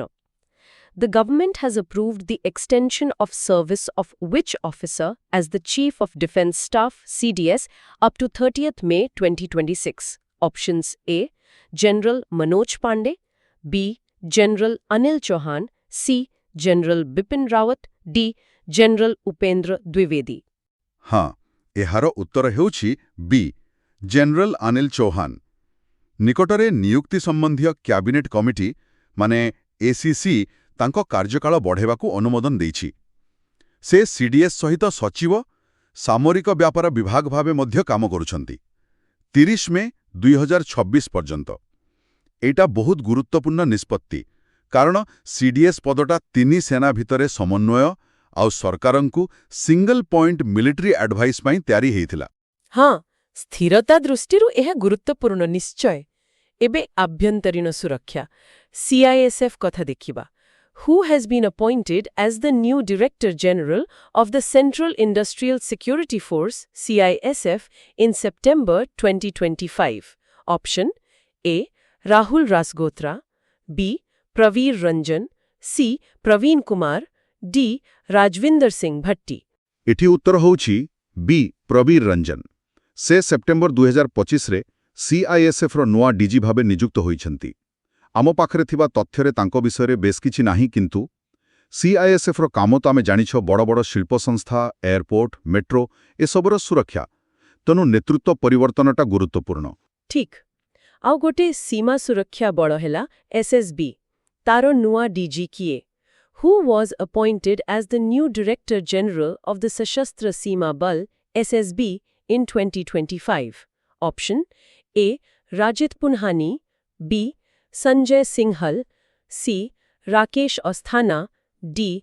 Vivek Joshi। ଏଠାରେ ସଠିକ୍ ଉତ୍ତର ବି. ସଞ୍ଜୟ ସିଂଘଲ। ସେ 1993 ବ୍ୟାଚ୍ରୁ IPS ଅଧିକାରୀ। ତାଙ୍କୁ SSBର ନୂଆ DG ଦାୟିତ୍ୱ ମିଳିଛି। SSB ମୁଖ୍ୟତଃ ନେପାଳ ଆଉ ଭୁଟାନ ସୀମା ଦେଖେ, ଆଉ ସେ ସୀମାଗୁଡ଼ିକ ଖୋଲା ଥିବାରୁ ସୁରକ୍ଷା କାମଟା ଟିକେ ଅଲଗା ପ୍ରକାରର। ସେ ଦାୟିତ୍ୱ ଏବେ ତାଙ୍କ ଉପରେ। ବୁଝିଲି। ସୁରକ୍ଷା କଥା ପରେ ଏବେ ଟିକେ ପ୍ରଶାସନିକ ଆଉ ଆର୍ଥିକ ଦିଗକୁ ଯିବା। ସରକାରୀ ହିସାବ ରଖିବାରେ ଗୋଟେ ମୁଖ୍ୟ ପଦ ଅଛି। ପ୍ରଶ୍ନ ହେଲା, TCA Kalyani recently assumed charge as which key post? Option A chief of defence staff, B controller general of accounts, C chief election commissioner, D auditor general of India. ହଁ ଏହାର ଉତ୍ତର B controller general of accounts, ଯାହାକୁ ଆମେ ସଂକ୍ଷେପରେ ସିଜିଏ କହୁ। TCA Kalyani Bharat ସରକାରଙ୍କ ନୂଆ ସିଜିଏ ଭାବରେ ଦାୟିତ୍ୱ ନେଇଛନ୍ତି। ଏହି ପଦବୀଟି ଅର୍ଥ ମନ୍ତ୍ରଣାଳୟର ବ୍ୟୟ ବିଭାଗ ଅଧୀନରେ ଆସେ। ଆଉ ଏମାନେ ସରକାରଙ୍କ ମୁଖ୍ୟ ହିସାବ ପରାମର୍ଶଦାତା। ସରକାରୀ ଖାତା ପ୍ରସ୍ତୁତ କରିବା, ରିପୋର୍ଟିଂ କରିବା, ଏସବୁ ଏମାନଙ୍କର କାମ। ବହୁତ ଗୁରୁତ୍ୱପୂର୍ଣ୍ଣ। ଆଚ୍ଛା, ତେବେ ଆର୍ଥିକ ପରିଚାଳନା ପାଇଁ ଏହା ଏକ ପ୍ରମୁଖ ସ୍ତମ୍ଭ। ଏବେ ଆଉ ଗୋଟେ ସିଧାସଳଖ ଲୋକଙ୍କ ସହ ଜଡ଼ିତ କ୍ଷେତ୍ର ଖାଦ୍ୟ ସୁରକ୍ଷା FSSAI ର କଥା। Who has been appointed as the CEO of the food safety and standards authority of India FSSAI। Option A Rajit Punhani, B G Kamalavardhana Rao, C TVS Somanathan, D Alok Kumar. ଏହାର ସଠିକ ଉତ୍ତର ହେଉଛି ଏ ରଜିତ ପୁନହାନି। ସେ ବିହାଙ୍ଗ କ୍ୟାଡରର ଜଣେ ବହୁତ ଅଭିଜ୍ଞ IAS ଅଧିକାରୀ। FSSAIର CEO ଭାବେ ଦାୟିତ୍ୱ ନେଇଛନ୍ତି। ତାଙ୍କର ପ୍ରାୟ 3 ଦଶନ୍ଧିରୁ ଅଧିକ ପ୍ରଶାସନିକ ଅଭିଜ୍ଞତା ଅଛି। ଆଉ FSSAI ଭଳି ସଂସ୍ଥା ଯେହେତୁ ଖାଦ୍ୟର ମାନ ନିର୍ଦ୍ଧାରଣ କରେ, ଏହା ସମସ୍ତଙ୍କ ପାଇଁ ଜରୁରୀ। ତାଙ୍କର ନେତୃତ୍ୱରେ ଏହା ଆହୁରି ମଜବୁତ ହେବ ବୋଲି ଆଶା। ହଁ, ଖାଦ୍ୟ ସୁରକ୍ଷା ତ ସମସ୍ତଙ୍କ ପାଇଁ ଗୁରୁତ୍ୱପୂର୍ଣ୍ଣ। ଏବେ ଆସନ୍ତୁ ଶିଳ୍ପ ଜଗତର ଗୋଟେ ବଡ଼ ସଂଗଠନ ବିଷୟରେ କଥା ହେବା। ପ୍ରଶ୍ନ ହେଉଛି, who has been appointed as the new secretary general of NASSCOM? ଏଠି ଆମ ଉତ୍ସରେ ଅପସନ୍ ନାହିଁ, କେବଳ ସଂସ୍ଥା ନାଁ ଅଛି। ତେବେ କିଏ ସେ? ହଁ, ଏଠି ବିକଳ୍ପ ଦିଆଯାଇନି, କିନ୍ତୁ ତଥ୍ୟ ଅନୁଯାୟୀ ମନୀଷ ସିନ୍ଧଲ NASSCOMର ନୂଆ ସେକ୍ରେଟାରୀ ଜେନେରାଲ ହୋଇଛନ୍ତି। NASSCOM ତ ଜାଣନ୍ତି, ଭାରତରେ ଯେଉଁ ସଫ୍ଟୱେୟାର ଆଉ ସେବା କମ୍ପାନୀଗୁଡ଼ିକ ଅଛି, ତାଙ୍କର ମୁଖ୍ୟ ସଂଘ। ଏମାନେ ନୀତି ନିର୍ଦ୍ଧାରଣରେ ସାହାଯ୍ୟ କରନ୍ତି, ଶିଳ୍ପର ବିକାଶ ପାଇଁ କାମ କରନ୍ତି, ଆଉ ଆଜିକାଲି ଟେକ୍ନୋଲୋଜି ଯେମିତି ବଦଳୁଛି, ଏହି ସମୟରେ ତାଙ୍କର ନିଯୁକ୍ତି ବେଶ୍ ଗୁରୁତ୍ୱ ରଖୁଛି। ନିଶ୍ଚୟ, ଟେକ୍ନୋଲୋଜି କ୍ଷେତ୍ରରେ ନେତୃତ୍ୱ ସବୁବେଳେ ଗୁରୁତ୍ୱପୂର୍ଣ୍ଣ। ଏବେ ଗୋଟେ ସରକାରୀ ଉଦ୍ୟୋଗ କଥା ଦେଖିବା, NHPC। Who has assumed charge as the chairman and managing director CMD of NHPC?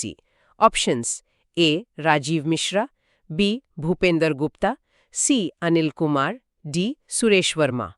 ଏହାର ଉତ୍ତର ହେଉଛି ଭୂପେନ୍ଦ୍ର ଗୁପ୍ତା। ତାଙ୍କୁ NHPCର ନୂଆ CMD ଭାବେ ନିଯୁକ୍ତ କରାଯାଇଛି। ଏହା ପୂର୍ବରୁ ସେ SJVN ଆଉ THDC ଭଳି ସଂସ୍ଥାରେ ବି ଗୁରୁତ୍ୱପୂର୍ଣ୍ଣ ପଦରେ ଥିଲେ।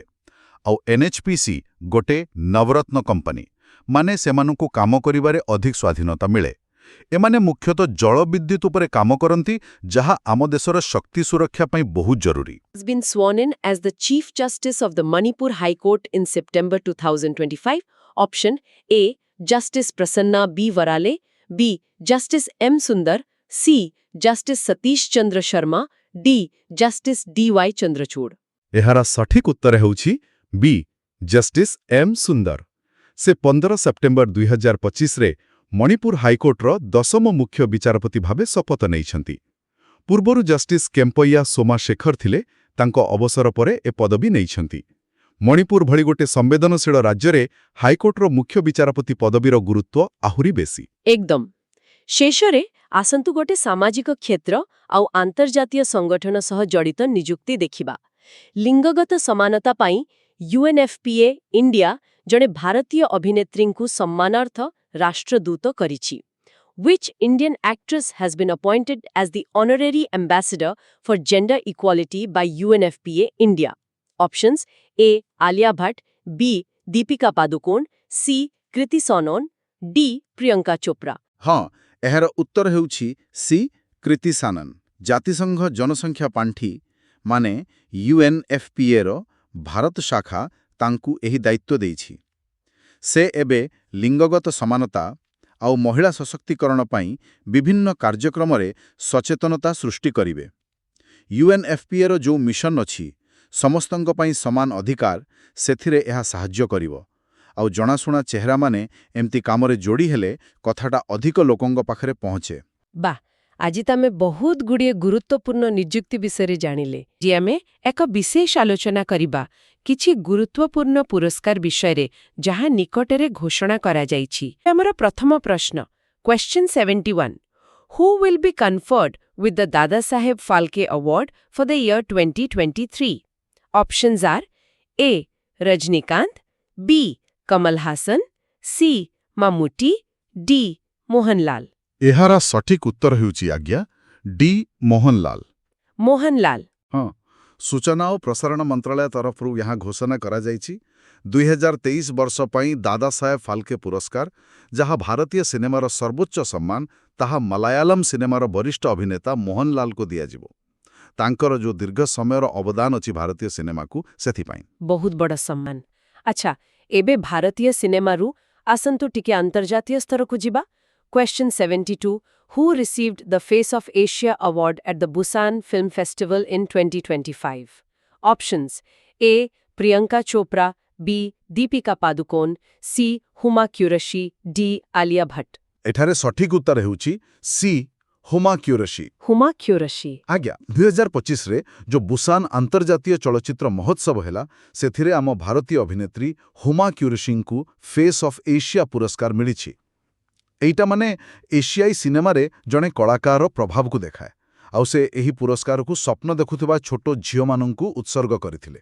ବାଃ, ବହୁତ ଭଲ କଥା। ଆଚ୍ଛା, ବୁସାନରୁ ଏବେ ସିଧା ଚାଲନ୍ତୁ ଫୁଟବଲ ପଡ଼ିଆକୁ। ଗୋଟେ ବହୁତ ପ୍ରତୀକ୍ଷିତ ପୁରସ୍କାର ବିଷୟରେ ଜାଣିବା। କ୍ୱେଶ୍ଚନ୍ 73 ହୁ ୱନ୍ ଦ 2025 ମେନ୍ସ ବ୍ୟାଲନ୍ ଡି ଅର୍ ଆୱାର୍ଡ? ଅପସନ୍ସ ଏ ଲିଓନେଲ ମେସି, ବି କିଲିୟନ ବାପେ, ସି ଉସ୍ମାନେ ଡେମ୍ବେଲେ, ଡି ଲମିନ ୟମାଲ। ଆଜ୍ଞା, ଏହାର ସଠିକ ଉତ୍ତର ହେଉଛି ସି ଉସ୍ମାନେ ଡେମ୍ବେଲେ। ଉସ୍ମାନେ ଡେମ୍ବେଲେ ପିଏସଜିର। ହଁ, ପ୍ୟାରିସ୍ ସେଣ୍ଟ ଜର୍ମେନ୍ର ଫରୱାର୍ଡ। ସେ 2025 ପୁରୁଷ ବ୍ୟାଲନ୍ ଡି ଅର୍ ପୁରସ୍କାର ଜିତିଛନ୍ତି। ତାଙ୍କର ପ୍ରଦର୍ଶନ ବହୁତ ଭଲ ଥିଲା ସେହି ସିଜନରେ। କହିବାକୁ ଗଲେ ପିଏସ୍ଜିକୁ ଚାମ୍ପିୟନ୍ସ ଲିଗ୍ ଜିତେଇବାରେ ଆଉ ଘରୋଇ ଡବଲ ହାସଲ କରିବାରେ ତାଙ୍କର ବଡ଼ ଭୂମିକା ଥିଲା। କୋଚ୍ ଲୁଇସ୍ ଏନରିକେଙ୍କ ଅଧୀନରେ ସେ ପ୍ରାୟ 35ଟି ଗୋଲ୍ କରିଥିଲେ। ଓହୋ, 35ଟି ଗୋଲ୍, ବହୁତ ଭଲ ପ୍ରଦର୍ଶନ। ଆଚ୍ଛା, ଫୁଟବଲ ପରେ ଏବେ ଆସନ୍ତୁ ସମାଜସେବା କ୍ଷେତ୍ରକୁ ଯିବା। ଏଇଟା ବି ଗୋଟେ ଗୁରୁତ୍ୱପୂର୍ଣ୍ଣ ପୁରସ୍କାର। Question 74 Which Indian non-profit organization has become the first to win the prestigious Ramon Magsaysay Award? Options A Smile Foundation, B Educate Girls, C Pratham, D Akshaya Patra Foundation. ଏହାର ଉତ୍ତର ହେଉଛି ବି ଏଜୁକେଟ୍ ଗର୍ଲସ। Educate Girls এটা ବହୁତ ଶୁଣାନା। ହଁ, ବହୁତ ଜଣାଶୁଣା ସଂସ୍ଥା। ଏହି ଭାରତୀୟ ଅଣଲାଭକାରୀ ସଂଗଠନ ମାନେ ଏନ୍ଜିଓ 2025ର ରାମନ ମାଗସେସେ ପୁରସ୍କାର ପାଇଛି। ଏହାକୁ ଏସିଆର ନୋବେଲ ପୁରସ୍କାର ବୋଲି ବି କୁହାଯାଏ। ଆଉ ଗୁରୁତ୍ୱପୂର୍ଣ୍ଣ କଥା ହେଲା, ଏହା ହେଉଛି ପ୍ରଥମ ଭାରତୀୟ ଏନ୍ଜିଓ ଯିଏରେ ଏହି ସମ୍ମାନ ପାଇଛି। ଓହୋ, ପ୍ରଥମ ଭାରତୀୟ ଏନ୍ଜିଓ। ଆଜ୍ଞା, ବିଶେଷ କରି ଯେଉଁ ଅଞ୍ଚଳରେ ବାଳିକା ଶିକ୍ଷା ହାର କମ୍, ଯେମିତି ରାଜସ୍ଥାନ, ସେଠାରେ ସେମାନେ ବହୁତ କାମ କରିଛନ୍ତି। ସ୍କୁଲରୁ ବାହାରି ଯାଇଥିବା ଝିଅମାନଙ୍କୁ ପୁଣି ପାଠ ପଢ଼ିବାକୁ ଆଣିବା, ସେମାନଙ୍କ ପାଇଁ ଶିକ୍ଷାର ବ୍ୟବସ୍ଥା କରିବା, ପ୍ରାୟ 2 ମିଲିୟନରୁ ଅଧିକ ଝିଅଙ୍କୁ ସେମାନେ ସ୍କୁଲରେ ପୁଣି ନାଁ ଲେଖାଇଛନ୍ତି ବୋଲି କୁହାଯାଉଛି। ବାଃ, ବାସ୍ତବରେ ବହୁତ ବଡ଼ କାମ। ଆଚ୍ଛା, ତାହେଲେ ଏହି ସାମାଜିକ କାର୍ଯ୍ୟ ପରେ ପୁଣି ଫେରିବା ସିନେମା ଜଗତକୁ। ଏଥର ନିର୍ଦ୍ଦେଶନା ପାଇଁ ପୁରସ୍କାର। Question 75 who won the best director award at the 82nd Venice film festival? Options a Satyajit Ray, b Anuparna Roy, c Mira Nair, d Anurag Kashyap. ଏଠାରେ ସଠିକ ଉତ୍ତର ହେଉଛି ବି ଅନୁପୂର୍ଣ୍ଣା ରାୟ। ଅନୁପୂର୍ଣ୍ଣା ରାୟ, ଏ ନାଁଟା ମୋ ପାଇଁ ଟିକେ ନୂଆ। ହଁ, ସେ ଜଣେ ନବାଗତ ଚଳଚ୍ଚିତ୍ର ନିର୍ମାତା, ଗ୍ରାମୀଣ ବଙ୍ଗାଳର। 82ତମ ଭେନିସ୍ ଚଳଚ୍ଚିତ୍ର ମହୋତ୍ସବ, ଯାହାକି ବିଶ୍ୱର ବହୁତ ପୁରୁଣା ଆଉ ନାମକରା ଫିଲ୍ମ ଫେଷ୍ଟିଭାଲ, ସେଠାରେ ଗୋଟେ ବିଭାଗ ଅଛି ଓରିଜେଣ୍ଟି। ସେହି ବିଭାଗରେ ଶ୍ରେଷ୍ଠ ନିର୍ଦ୍ଦେଶକ ପୁରସ୍କାର ପାଇଛନ୍ତି ଅନୁପୂର୍ଣ୍ଣା ରାୟ। ତାଙ୍କ ଫିଲ୍ମର ନାଁ ସଙ୍ଗ୍ସ ଅଫ୍ ଫରଗଟେନ୍ ଟ୍ରିଜ୍। ଆଚ୍ଛା, ଏଇଟା ଗୋଟେ ବଡ଼ କଥା, କାରଣ ବହୁତ ବର୍ଷ ତଳେ ସତ୍ୟଜିତ ରାୟ ସେହି ଫେଷ୍ଟିଭାଲରେ ଗୋଲ୍ଡେନ୍ ଲାୟନ୍ ଜିତିଥିଲେ। ଆଉ ଏବେ ଆଉ ଜଣେ ଭାରତୀୟ, ବିଶେଷ କରି ଜଣେ ମହିଳା ନିର୍ଦ୍ଦେଶକ ଏହି ସଫଳତା ପାଇଛନ୍ତି। ସେ ତାଙ୍କ ପୁରସ୍କାରକୁ ଗାଜାରେ ଯେଉଁ ଶିଶୁମାନେ ପ୍ରଭାବିତ ହୋଇଛନ୍ତି ସେମାନଙ୍କୁ ଉତ୍ସର୍ଗ କରିଛନ୍ତି। ବହୁତ ସମ୍ବେଦନଶୀଳ କଥା। ଭାରତୀୟ ସିନେମା ପାଇଁ ନିଶ୍ଚୟ ଗର୍ବର ବିଷୟ। ଆଚ୍ଛା, ଏବେ ଆସନ୍ତୁ ଭାରତୀୟ କ୍ରୀଡ଼ା ପୁରସ୍କାର ବିଷୟରେ କଥା ହେବା। Question 76. Who among the following received Arjun Award Lifetime in 2024 for Paraswimming? Options: A. Mariyappan Thangavelu, B. Devendra Jhajharia, C. Murlikant Rajaram Petkar, D. Sharad Kumar. ଏଠାରେ ଉତ୍ତର ହେଉଛି C. ମୁରଲୀକାନ୍ତ ରାଜାରାମ ପେଟକର। ମୁରଲୀକାନ୍ତ ରାଜାରାମ ପେଟକର? ଆଜ୍ଞା। 2024 ମସିହାରେ ପାରା ସୁଇମିଂ ବା ପାରା ପହଁରାରେ ତାଙ୍କର ଜୀବନବ୍ୟାପୀ ଅବଦାନ ପାଇଁ ତାଙ୍କୁ ଅର୍ଜୁନ ପୁରସ୍କାର ଆଜୀବନ ମିଳିଛି। ଅର୍ଜୁନ ପୁରସ୍କାର ତ ଆମ ଦେଶର ଏକ ବଡ଼ ଖେଳ ସମ୍ମାନ, ଆଉ ଏଇ ଯେଉଁ ଆଜୀବନ ବା ଲାଇଫ୍ ଟାଇମ୍ ବର୍ଗ, ଏଇଟା ଖେଳାଳିଙ୍କର ଦୀର୍ଘ କ୍ୟାରିୟରର ସମର୍ପଣ ଆଉ ସଫଳତାକୁ ସ୍ୱୀକୃତି ଦିଏ। ଠିକ୍। ପାରା ଆଥଲେଟ୍ସମାନଙ୍କ ପାଇଁ ଏହା ନିଶ୍ଚୟ ଏକ ବଡ଼ ପ୍ରେରଣା। ଆଚ୍ଛା, ଏବେ ଆସନ୍ତୁ ଭାରତର ସର୍ବୋଚ୍ଚ ନାଗରିକ ସମ୍ମାନ ଭିତର ଗୋଟେ ପଦ୍ମ ପୁରସ୍କାର ବିଷୟରେ ଜାଣିବା। Question 77. How many total Padma Awards were announced in 2025, including a duo case counted as one? Options: A. 140, B. 135, C. 145, D. 139. ଏହାର ସଠିକ ଉତ୍ତର ହେଉଛି ଏ 140। 140ଟି ପୁରସ୍କାର? ହଁ, 2025 ମସିହାରେ ସରକାର ମୋଟ 140ଟି ପଦ୍ମ ପୁରସ୍କାର ଘୋଷଣା କରିଥିଲେ। ଏଥିରେ 3 ପ୍ରକାର ପୁରସ୍କାର ଥାଏ: ପଦ୍ମବିଭୂଷଣ, ପଦ୍ମଭୂଷଣ ଆଉ ପଦ୍ମଶ୍ରୀ। ପ୍ରଶ୍ନରେ ଯେଉଁ ଲେଖା ଅଛି ଡ୍ୟୁଓ କେସ୍ କାଉଣ୍ଟେଡ୍ ଆଜ୍ ୱାନ୍, ତାର ମାନେ ହେଲା ଯଦି ଗୋଟିଏ ପୁରସ୍କାର 2 ଜଣଙ୍କୁ ମିଳିତ ଭାବେ ଦିଆଯାଏ ତାକୁ ଗୋଟିଏ ବୋଲି ଗଣାଯାଏ। ଆଚ୍ଛା, ବୁଝିଲି। ହଁ, ତ ସେହି ଅନୁସାରେ ମୋଟ 140ଟି ପୁରସ୍କାର।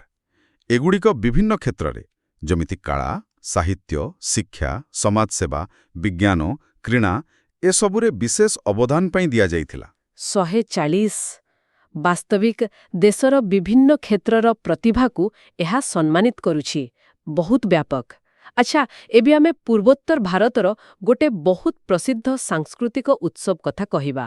Question 78. Nagaland's Hornbill Festival received which award in 25? Options: A. Moatsu Festival Award, B. Silver Burgaj Puraskar বা Silver Banyan Award for Cultural Music Dance, C. Auliang Festival Award, D. Sekreni Festival Award. ଏହାର ଉତ୍ତର ହେଉଛି ବି silver ବର୍ଗଜ ପୁରସ୍କାର ବା silver banian award ଫର cultural music dance. Silver ବର୍ଗଜ ପୁରସ୍କାର hornbill festival ପାଇଁ। ହଁ, ନାଗାଲାଣ୍ଡର ହର୍ନବିଲ୍ ଫେଷ୍ଟିଭାଲକୁ ତ ଫେଷ୍ଟିଭାଲ୍ସର ଫେଷ୍ଟିଭାଲ୍ସମି କୁହନ୍ତି। ବହୁତ ରଙ୍ଗାଲଙ୍ଗା ଆଉ ଜଣାଶୁଣା। ତାକୁ 2025ରେ ନୂଆଦିଲ୍ଲୀରେ ଦ ୱିକ୍ ହେରିଟେଜ୍ ଆୱାର୍ଡସ୍ ଦ୍ୱାରା ସମ୍ମାନିତ କରାଯାଇଛି। ଆଉ ବିଶେଷ କରି ସାଂସ୍କୃତିକ ସଙ୍ଗୀତ ଓ ନୃତ୍ୟ ବର୍ଗରେ ଏହି ସିଲଭର ବର୍ଗଛ ପୁରସ୍କାର ମିଳିଛି। ଏଇଟା ନାଗାଲାଣ୍ଡର ଯେଉଁ ସମୃଦ୍ଧ ଆଦିବାସୀ ସଂସ୍କୃତି ଅଛି ତାକୁ ସଂରକ୍ଷଣ କରିବା ଆଉ ଦେଖାଇବାରେ ଏ ଫେଷ୍ଟିଭାଲର ଯେଉଁ ଭୂମିକା ତାକୁ ସ୍ୱୀକୃତି ଦେଉଛି। ବହୁତ ଭଲ। ସଂସ୍କୃତିର ସଂରକ୍ଷଣ ପାଇଁ ଏମିତି ସ୍ୱୀକୃତି ମିଳିବା ଦରକାର। ଆଚ୍ଛା, ସାଂସ୍କୃତିକ ଉତ୍ସବରୁ ଏବେ ଚାଲନ୍ତୁ ଆନ୍ତର୍ଜାତୀୟ ଟେଲିଭିଜନ ଦୁନିଆକୁ। ଏମ୍ମି ପୁରସ୍କାର ବିଷୟରେ। Question 79.